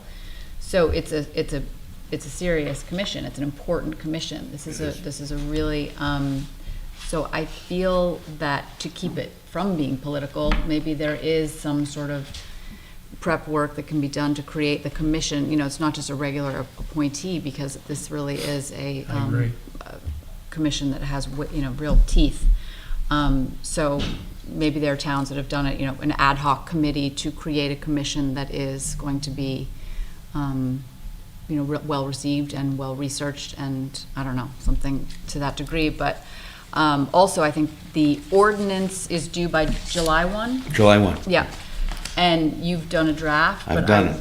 So we're not voting on that tonight, are we? the No, draft? you need to Okay. review that. I Okay, sent it great. to the mayor for his honors review first. Okay, thank you so much. Those are my Tonight's just to to just I get need to it. introduce you to let this. us know, exactly, let us know we have to get this done and up and ready by July 1. And once the ordinance is done July 1, then when does the commission have to be? 21st day following adoption has to be in operation, so you're gonna have to have a commission appointed at the same time. At the same time as the ordinance? At the same time the ordinance goes into effect. Okay. And it goes into effect the 21st day after publication. Now, the whole ordinance doesn't have to be published. A synopsis can be published in the paper, but I'd have to write something for that. But Governor Malloy, when he was mayor of Stamford, said the concern he has with these is that they can create slums unless you get the right people involved. And it worked in Stamford. It worked in Stamford because they had the right people on the commission. And but he warned, and that's a Democrat, and that's a liberal Democrat, and he was concerned at how this was peopled, if you will. And it worked in Stamford. Yeah, the concern is it's not done the right way. It's either not fair, or you drive landlords out of renting. Yep. And, Well, there are some, that's part of what concerns me about the debt service thing, because what happens is a person will own a property and they'll put the rent up so high that no one can take it, and they're taking a loss, on their property, on their tax return. And, it's what are you gonna do? It's their property. You can't do anything about it. The question Once- is it worthy, is it worth, I'll tell you, our office buildings, we refinance them all the time to reap money on them. But the fact is they're private, and we Yes. pay our own rent. Right. So there's a difference. We could not do that with fair market tenants in there. Could Right. not. Of course not. It's just reality. But the question is, and this came up in one of the discussions that I had, What happens if a landlord owns a three-family house, is renting it out, and has two kids in college, and needs to refinance that in order to get money out of it to pay for the college education? Is that something that they have to determine is worthy or not? Well, to be It's not a moral, it's fair not a to that, moralistic. to be fair, if he didn't try to gouge the tenants, it's not unusual to somebody to take out a Right. loan to pay for their kids' college. As long as it remains fair. Right. Right, and that's the question. But fair or But gouge is there's- in the eye of the beholder. But there's a list longer than we could come up with of things you could put in there as reasons, right? But one of the questions one of the lawyers had, that, what if a party refuses, or the landlord refuses to produce written evidence of something important, like the property's revenue and costs, or the tenant's income? Refuses. Well, at that point, to some extent, if the evidence is relevant, that landlord can get banked. Ah, And it can be considered that that information would be adverse to him or her. So there is a reason, to answer your question, to disclose this information. ah, And that was a great question, I thought. And if a tenant claims to have insufficient income, and they've done this in other towns, you can have them do an affidavit yeah. and provide tax returns. And a number of them, frankly, will go away. So that's an issue. So in any event, it's obviously not perfect, it's not, Right. it's But it not has to be done. strictly a market, but there's no choice. That's right. I mean, So we'll have this on the next agenda, Randy. We'll send the, you want to take a look at that ordinance Right, yeah. first as a group? send the ordinance, absolutely, for the council Yeah. to Okay, review so and look Again, at. I just wrote it, Withdraw the so motion. please, there's no pride in authorship. Any questions on it or Okay. any suggestions, I'm happy to hear. Right. So I'll withdraw my motion. Doug, Doug, will you You want to withdraw your second? Withdraw the second. And we'll have this back on the agenda for next time with the Sure. draft. And then also talk about really the back office part of this too, which is gonna require a budget, which is obviously we're gonna need an attorney. Right, and a line item for this, because there's gonna be You know a good appeals one? all over the place for this. Actually, I Secretary, can what? find you one of his names, not Randy, but anyhow. So is there any way we can create some sort of, what's the process of giving feedback or trying to be a party, have some sort of a group that contributes to the writing of the ordinance, so it doesn't come to us and then, That you would know. be us here Okay, at the so table. between which now Randy- and our next meeting? And Okay, it could even be, Hillary, we could say, after going through this, there may be a couple more things to tweak. It may even be the next one. It could be 2 or 3, but we all gotta be cognizant, as Randy said, is, time, Right, July 1. right. But I can draft, if you take a look at that ordinance, and you can mark it up, do anything you want to it, I can draft an ordinance pretty fast. So if you get me that information, like the mayor says, we can talk about the next meeting, and then I could draft the proposed final draft. I can get this knocked out pretty quickly. I just have a question. Tenant petitions to the FRC, and then you have your 13, damages done to the premises by the tenant other than ordinary wear and tear. So if the tenant is gonna bring a complaint, Yeah, that's happened. The tenant threw a bathroom out, took the bathtub out and put it on one of the porches in one case, and was before the commission saying the rent was too high. So, that happened. I mean, it sounds humorous, but it wasn't. okay. So in other words, if the tenant has done damage, the anecdotal information we had from New Haven was sinks torn off the wall. Screen doors, for some reason, screen doors are always off. Things of that nature. Well, that's something they can consider in saying this rent increase is reasonable. This guy's gotta fix this, or this woman has to fix this material, and that's why that's relevant. Just a quick question, because one of the things on here, this number 12, is the amount and frequency of increases in rental charges. Is whatever happened to the lease, or the rental contract, that, you knew your rent would stay the same for 12 months, 24 months, whatever it might be? The better off. some people are month to month. Well, yeah, yeah. By the way, most of the people who come in here with a lease are not the ones that complain. Obviously. because they know what their rent's gonna be, and Right, they right. agreed to that. Right. So this is not something that they're supposed to renegotiate your lease, it's not rent control. Yeah. But they do have jurisdiction over it. Yeah, In other words, they have a right to interfere with the right to contract, and that case has been taken. It's in court. good, okay. To be continued. Okay. Any other questions for Randy? Thanks, Any other Thank you. We're really putting you through it tonight, Randy. That's what I do. Thank goodness. We'll move on to item 10D, as in David, and I'd like to move for, we approve the creation of a Board of Education, Board of Finance, and Town Council Joint Committee of combined departments. Second? Second from, who's second? Chris. Chris? Chris, okay.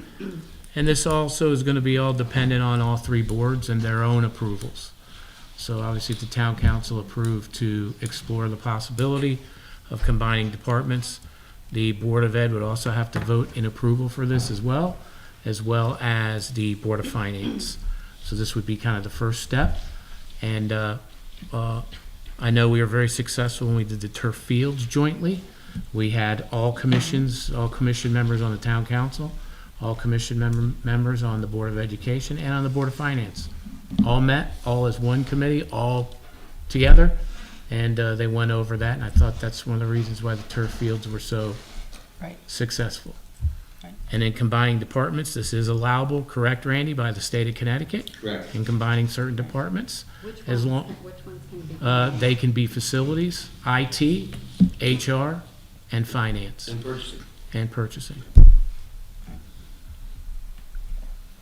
And now some of the things, it could be, depending on all three boards decide to meet together, it could be a whole host of different ways. For instance, purchasing, we have been working together on purchasing with the board already and have had extremely fruitful results, whether it been the town and the board combining on going in a state partnership plan. Also, we just did one with copiers and printers that saved the town and the board a significant amounts of money. So, working together, economies of scale, obviously, it pays fruit, but it's got to be something that's fruitful for all parties. I guess, could you explain to me the difference between collaboration between these three and coming together to save costs and what this is proposing? So what this would be is, all three boards would have to agree, couldn't just be one board, all three boards, and you'd look at, it's combining departments, is it feasible? Is it something that could bear fruit to the taxpayer and the departments? Other towns have combined departments. We could get a sense from the board of those towns, what have they seen as positives, negatives? Could also be additional purchasing. Could we look at additional purchasing strategies that we work with the board and the town? So there's a whole host of things I think we could make this a positive experience, and that's with the caveat that the other two boards want to participate. And how would you determine that? A vote of, like a majority vote of all the Just boards? like or- So I Vote would, now. right, so I would ask if this was approved by the town council, would be another email I would send to Mr. Helmus and also send to Mr. O'Connor to say the town council is interested in forming a joint committee meetings with the Board of Education and the Board of Finance to look at possibilities of combining departments and looking at other ways to create efficiencies. Would you and your board be interested? If you are, then obviously they would have to take that to their boards, and I'm certain they would have to vote on that as well. If they both approve, then would be creating the times, the dates, and all that, and where we would have it. But if getting together could bring up other things. If there's a resistance to combining a certain department, or, how it's just like when we talk about things, and all these people talk about the same way, any group, that you could find something that you didn't think that you had commonality in, and I think economy of scale and purchasing, pops up, and it worked with the printers, but personally, I don't see any harm in it, and like the mayor said, everybody, each one of these three has to agree. And it's just a talk, it's not an edict to do anything once together, correct? I guess I don't understand why we need a joint committee. Wouldn't you guys just come to talk together? Who's I'm just guys? not That'd be understanding. us. Wouldn't you want, let's talk about the things that come up sometimes. You say, well, we all have an opinion, right? Right. So wouldn't it be a lot easier than going through all those different people and stages and just the 9 of us and the 9 of them and the however many are in the other? I think one of the things we thought was very fruitful is when we Break out of did the joint hearings for the turf fields, that it was, made it more expedient, and also every board member, whether they be a council member, a board of finance member, or a board of education member, felt that they had input, and they could talk about it at a meeting. I think the public also had a higher regard, I'll use that word, you know what I'm saying? They heard more about it, it was more open. Obviously, 9 people have friends, and the other people have friends, and Doug was on that committee, and you had a lot Well, of it good helped things to because say. we had the Board of Ed, Wendy was on there, so she could take her information and bring it to the Board of Ed. So there was a speaker for them, and then, then we had the town council part, and then we brought in people that were knowledgeable in the building aspect, so they all came together.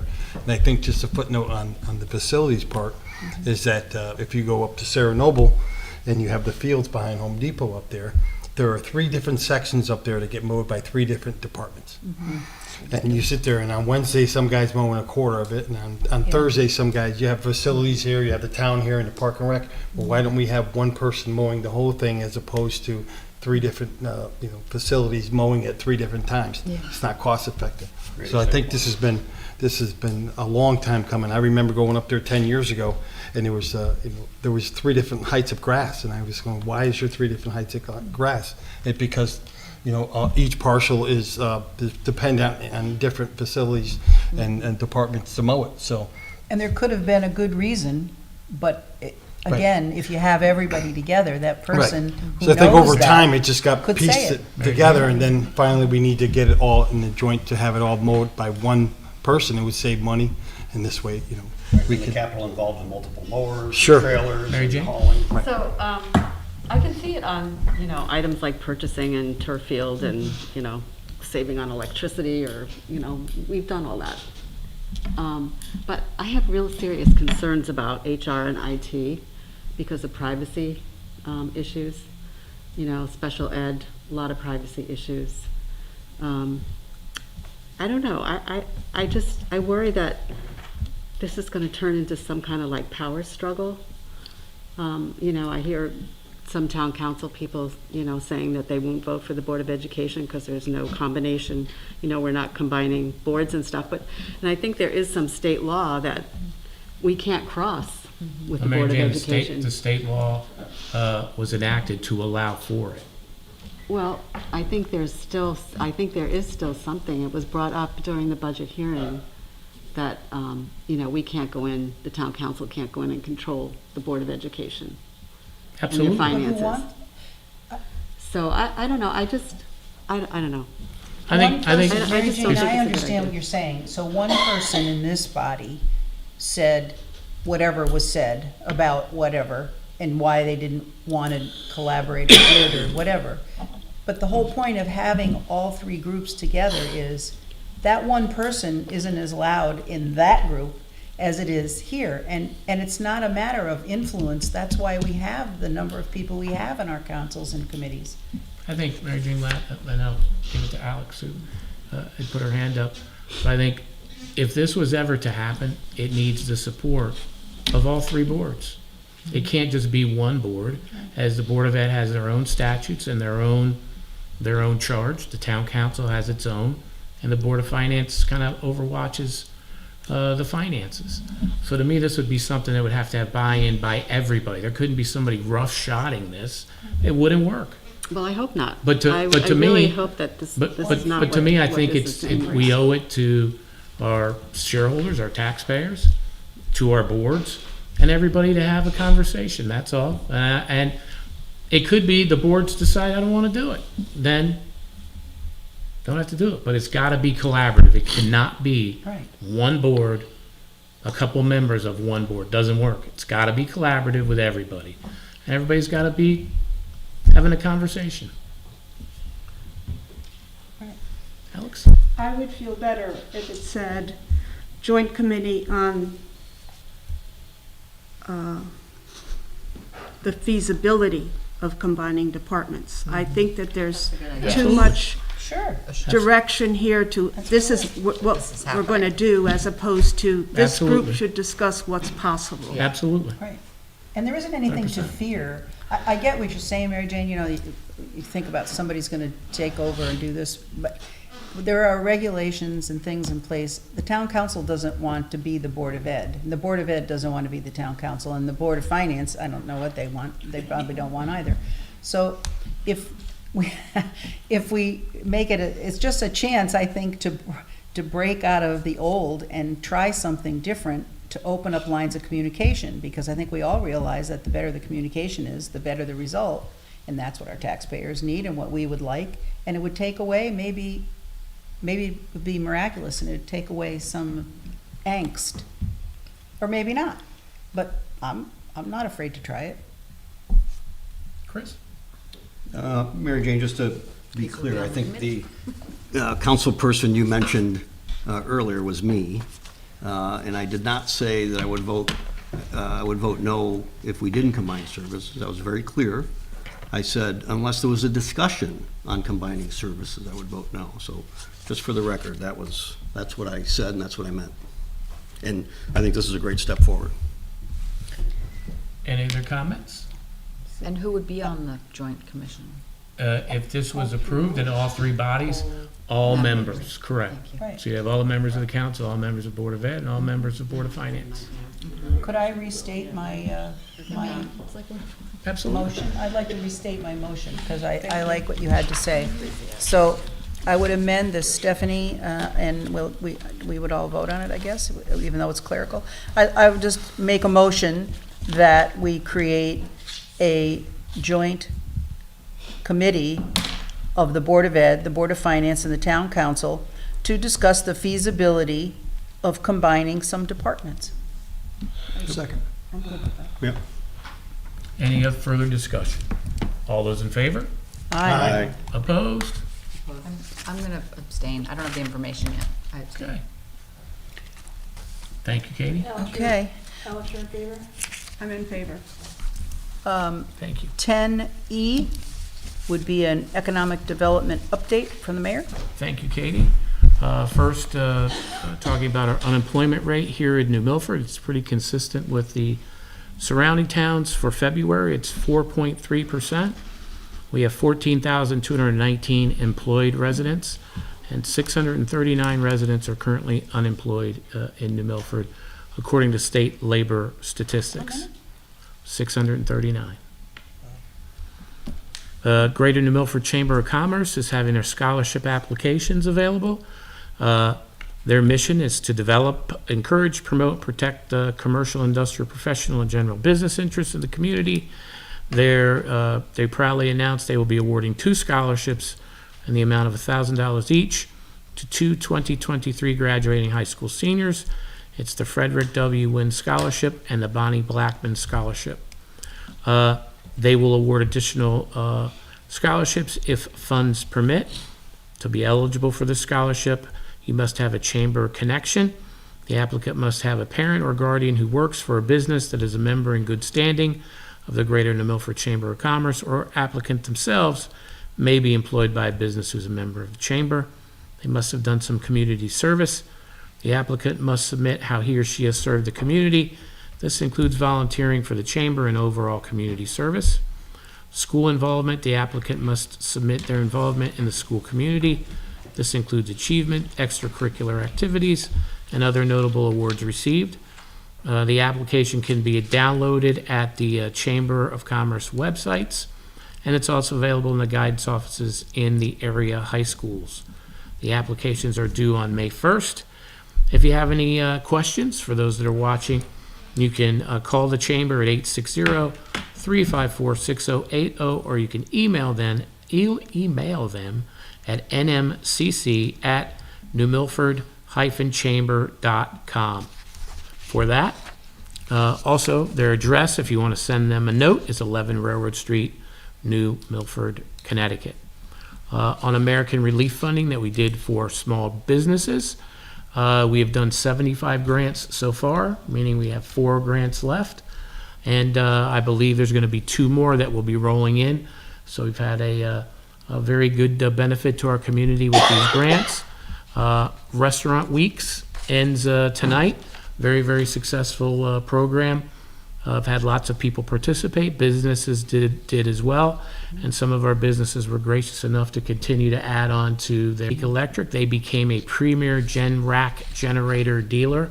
And from what I understand, that's something that's takes a lot of hard work to get to and a lot of volume. So congratulations to them as well. Also concerning some new businesses that will be opening up here in New Milford, right at the Staples facility there in the strip mall. There's going to be Mama's Bagels. They're going to be opening up. Also where we thought was going to be Popeyes, obviously with the curb cut being delayed, there's going to be a Dairy Queen that's going to be going in there. Is the workout, the gym going in the Staples? Yeah, the gym's going in the Staples. We've talked about that before. Absolutely. The counter at the Bagels and the Dairy Queen. Bagels, Dairy Queen? Oh, my God. Built Right Industries is almost completed with their project. It's on Still River Drive. And then right in front of them is actually Garrity Plumbing. They're going to be breaking ground. We've got about 18 commercial projects that are in some form of either breaking ground or have broken ground already. I'll provide that list at the next council meeting. And then as far as affordable housing is the popular street one is an 830G that's being built as we speak right now. Across the street here, 25 Church Street, that is an 830G affordable housing. They're going through their zoning permit and application process. You've got 4 units, I believe, that are up where the old funeral home was by the Dunkin' Donuts on Route 202, Park Lane. And that's going through the approval process with zoning. I believe it's 12 or 17 units that are affordable on Boardman Road. That project, that's 830. That's continuing on. You then have the Lanesville project that is completed and they're taking their applications. I think it's full now. I'm not sure. I got to double check with them as well. Is Boardman taking applications yet? Boardman is not as of yet, no. And then you have 110 units that are, I think, market rate. They're going to be on Pickett District Road. And then Route 7, there was the approval, but nothing is going on as of yet for 110 units, which will be affordable, which are right there where the old Dr. Brothers was in the front there. It was approved, but I don't know how anything's going with that as of yet. Where was the 110 on Pickett District? On Pickett District, down by, The Rotary? yeah, right there. On the other side of the O&G plant? Yeah, kind of that side there, yes. Just a quick question, what's the Mary Jane? percent of the AMI for these units that are going in, that are considered affordable? I think some of them are 60%, some of them are 80%. It depends on the deal. Not very affordable. Any news on pop-up? Great question. So right now, in speaking with the Economic Development Corporation, they had in the very beginning some really good interest, probably like 7 or 8 that wanted to get in. But once they started finding out a little bit more about their due diligence and looking at it, didn't seem like a fit. So according to the corporation, there's 3 or 4 that are kind of interested right now. They're just flushing it out because the last thing we want to make sure is that someone fails. So they're going through that process right now. And hopefully I'll get another update in the next meeting or 2 for you guys. Okay, great. And then we hear about all these housing units. Can we get a sense at some point of what the rents will be? I'm curious, and I just would like to know if they have a certain percentage that are considered affordable housing. What does that mean? 830Gs, they have to. So these programs that are in 830, they have to have those. Now these are private transactions, so I understand. they can basically For a tell, range? I can ask them for a range, but they could tell us they don't want to give us that information. I would think they'd want to, just because of the demand and people calling. I can't ask them for that. Yeah. And let's see what they say. They'll say market price, that's what they usually say. I just like people to hear all these units, and then know there are people looking for homes. Oh, yeah. much needed. And perhaps the fact that there are a lot of them will help to, Decrease. right, So right. what is the average median income in New Milford? Do we know? It's The, what, the, 88? the median income that would use, that you would yeah. use, if you're using the USDA, I don't know how some of these developers do, but I'll talk about financing, right? Would be 91,723. So you would take 80% of that, 60% of that, and then that income gets bumped up depending on how many people are in your family. So it could go up higher if you have a family of 4. So it's not really affordable, in my opinion. It's, maybe people who have steady jobs, et cetera, nurses, teachers, whatever, it might be affordable to them. Workforce, it's more workforce versus really affordable housing when it's 60 to 80%. Oh, and just to say also that most of the time, they need 3 months' worth of rent just to get in, first, last, security, and a credit rating, and it still leaves us with folks who aren't there. And if So- you were a landlord, see, if we'd go back to the fair rent thing, if you're the landlord, you look at that, and I mean, I don't know what the landlord would say, but again, there's a reason, they would come up with a reason for all of those I think things. the affordable ones, the state helps out with the deposits and stuff as well, and the security. Yeah, It'd be good to know, just to tell people. no, they do. Is the Economic Development Corporation, are their meeting minutes public for us Yes, I believe on so. our website? Because I can I don't think they're a website because they're their own entity. Right, but we're always sort of, they are our Correct. business development, and I seen some. really think we need to see kind of the work being done in there, and so I think I think it would be great if it was somehow more accessible. I can ask Oleg to come and see if he can present. That would be, well, just so the public has a place to go to see Absolutely. all I've this seen information minutes. in one place, and the minutes, the decision-making behind, some of these decisions, like 25 Church Street, what were the decisions behind saying yes to that, or, you know what I mean? So Well, just zoning Well- made, I said think- yes to that, I Well, think. 25. Well, this council voted yes, right? Wasn't We it? voted yes. That was To to we sell it. voted yes to the sale of the property. To The the sale of the previous administration was going to sell it for 5,000. right, $5,000, and the purchase was actually sold at market rate. And when you look at the Camoin study that was done, for any kind of living and thriving downtown, you need to have more people live here. Exactly. Oh, I'm not saying I'm against No, no. 25, I'm just saying, So- I think having that information out there would be No, what I'm great. saying is they didn't go through the Economic Development Corporation. They came in and did a bill of sale. The town council approved it, and then that's private. So they decided with their own expertise to go into zoning, come in with their plans and development. When you're doing these private deals, they kind of decide how much interest they want to engage in either a corporation or the Economic Development Commission or the mayor's office. It all depends on what their level of wanting to engage. Some of them are highly want to engage, some of them are just like, Well, one, I want to send in my application, do my permit, bring in my engineer, have a nice day. and some just, when they hear about that, they say, okay, thanks, but no thanks, and they don't do anything. They go someplace else. So- So, yeah, it's private. Okay, Any other questions? Okay. thank you. Item 10F, I'd like to move that we set a date for a special town meeting regarding the authorization of bonding for the roads and bridges. Suggested date would be April 10th at 6:30. Second? Any discussion? All those in favor? Aye. Opposed? Any abstentions? 10G, I'd like to move that we set a date for a special town meeting concerning the use of $107,500 of ARPA funds for the silo rehabilitation, and suggest that we use April 10th, 2023 at 6:45 for that. Second.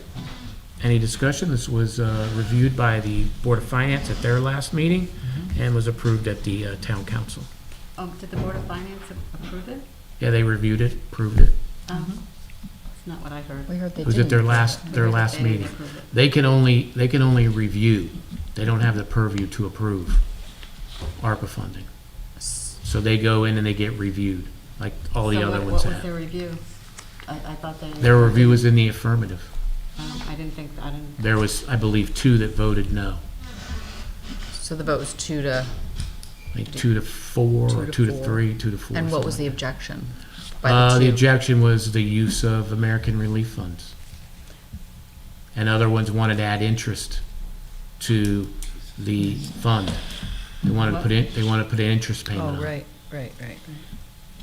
So is the silo a 501c3? Yes. So have we had any other 501c3s that have gotten this amount of money? We had, close to it, we had Harrybrook Park that did their bridge. They were close, not as much as the silo. But as I had told them, we talked about this at our town council meeting, and again, we'll relay it again today, is working collaboratively with them. All the things that they do, they provide housing space for free for our arts community up there, also for the Girl Scouts, the Boy Scouts. Some of the things we're looking to do to partner with them is putting in, using Park and Rec to do children's cooking up there with the then compliant stove.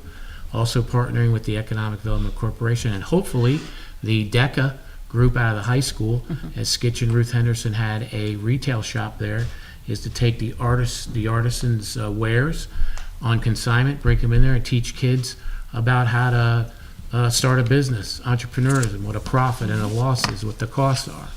So those are just a couple of the things that we would be looking to do to partner with them. And then, as we talked about at the last part of this too, is that if this doesn't work out, the trustee, and Randy can confirm that too, is he will have to make what's the best use for the trust. If he can't make a thing, he'll put the thing up for sale.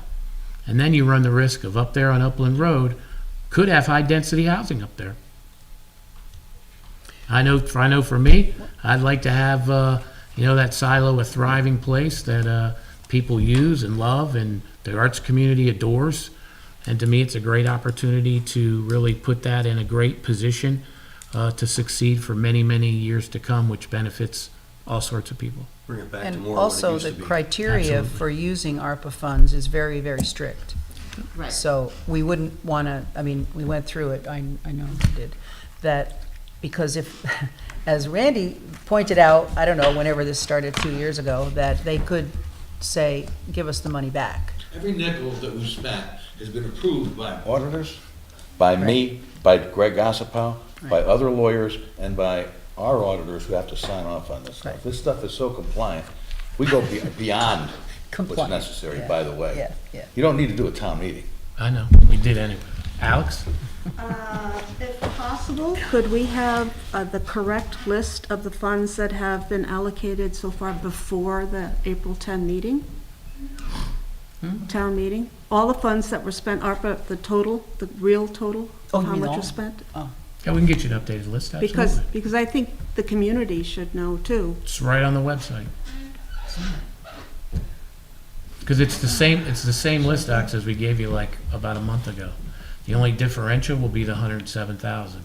Or do you mean an update of like how many people have used the business loans? Is that what you're talking about? No, we allocated as a council, voted to allocate so much money. But Correct. I would love it to be in a spreadsheet with the math and everything on the list, because I believe there were items missing on the last list. No, the update, we gave you an updated It's one on.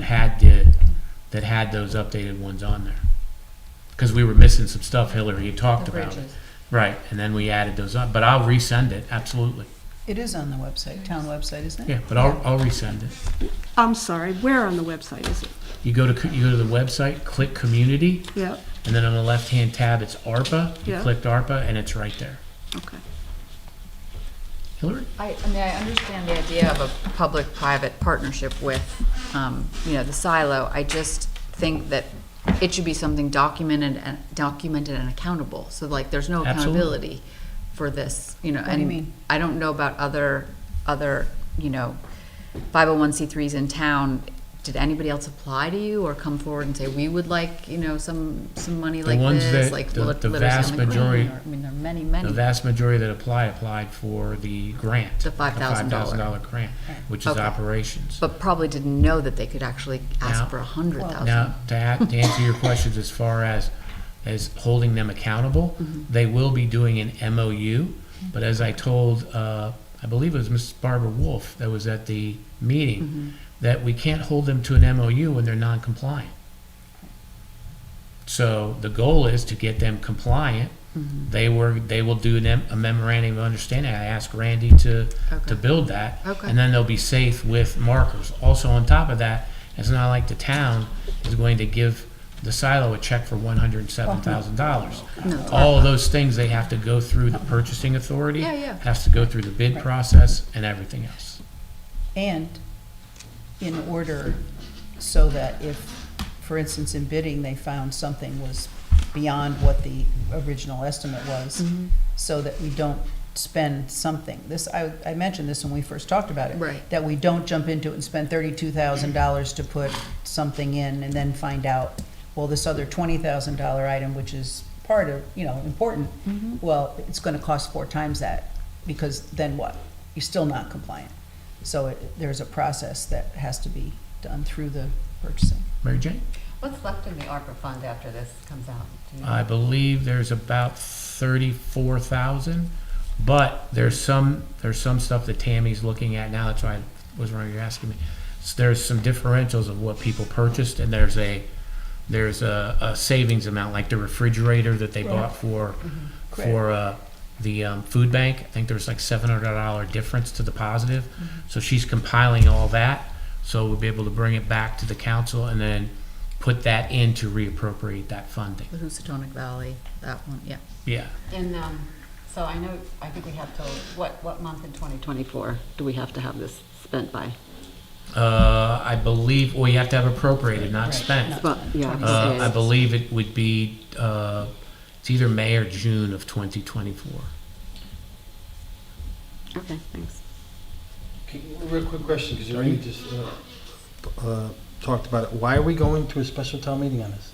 Didn't we vote for this? To be sure. We've already voted and approved it. So why are we doing The mechanism with our American Relief Funds is that the council approves, then the Board of Finance. They just reviewed it at their last meeting, so now it goes to a town meeting, like all the other ARPA. The point is, Doug, is that's what you've been doing, and it's called custom. Okay. The custom that you've had with these ARPA funds, the reason we want to do it this way is because we want to withstand an audit. Okay. Our auditors are in agreement with this process, I'm in agreement with this process, and it's transparent. You have a town meeting. You can't get any higher than a legislative body, town And meeting. the only reason why I asked the question, because people have asked me that question, so I figured get clarity out of They're it. right. You literally don't have to do that. Right. But we do because that's what we've adopted. Right. It's more So, transparent. I'm glad you put clarity to Yeah. that, because a lot of people But they're said, well, right. you guys already voted on it, why are we Right. going back? So, We didn't have to. okay, thank you. Thanks, Doug. Any other There's questions? pretty astute people, though, who realize that. Yeah. Imagine that. Any other one or two questions? I got some smart friends, I guess. All those in favor? Aye. Opposed? Any abstentions? Thank you. Did you guys vote? Yeah, just vote. In favor Oh. of the public meeting, yes, in favor. Thank you. Okay. Item 10H. Like to move that we transfer funds from the Economic Development Commission. No, economic Oh, see- personnel account. Yeah, I know, but it's the EDC commission personnel. account. No, it's the EDC office Corporation. department. From You gotta- personnel to marketing. Okay, sorry. So I'd like to make the motion that we transfer funds from the EDC personnel account number 104-6300-5100 to EDC Marketing Consultants account 104-6300-53001 for a parking study for downtown, and that parking study would be $24,945. As we talked about, I'm sorry. Who seconded it? Thank you, Chris.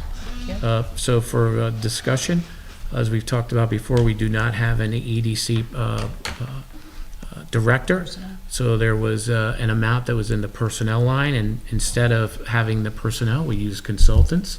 And one was, matter of fact, Alex, you had talked about this before, is doing a study for downtown parking. And SLR, which used to be Maloney McBroom, can do this for us for $24,945. Such a random I have a number. question. Actually, that's what the bid was for it. I have a question, Mayor. Yes. And the study that they're going to do is about whether our parking is sufficient, whether our parking times are too short, too long, All of the park the above. wrong ways. All of the above. And do we need additional parking? If so, where would we put it? Okay, so How the would all that whole, work? Exactly. the whole deal. For the downtown. Just Okay. one question, is safety included in that too? Yes, ma'am. Because I still worry about the crosswalks going to the library from. Oh, yeah. I And at the mean, bottom That's it's of the all- bank, really- they're That's getting also bad. included It's- in there. At the Okay, bottom of because I Bank think it's Street. really dangerous. The library, I worry, people crossing with their little kids and Yeah. stuff, it's just, you can't see them coming off the green, Right. and if somebody's going too fast, About parking garages, is that under the? That's part of the analysis, is do we Like, put a need leash additional on 'em. parking? If so, what can be some recommendations from the study? And when we get to a midway point, I'll bring that to the council. And then when we get more towards the end, part of their recommendation is to do public outreach as well as to the council. And as, oh, go ahead. Is there a timeline for this? I'll look it up. I believe it's towards the end of this coming year, but I'll double check the timeline. If there are things to discuss during budget time, it'd be nice to know before. Absolutely. And they would take in, because it's former Maloney room, they would take into consideration the advances in housing, well, potential housing, They look at all this. they would definitely look at that, right. So we have a motion and a second. We do. All those in favor? Aye. Opposed?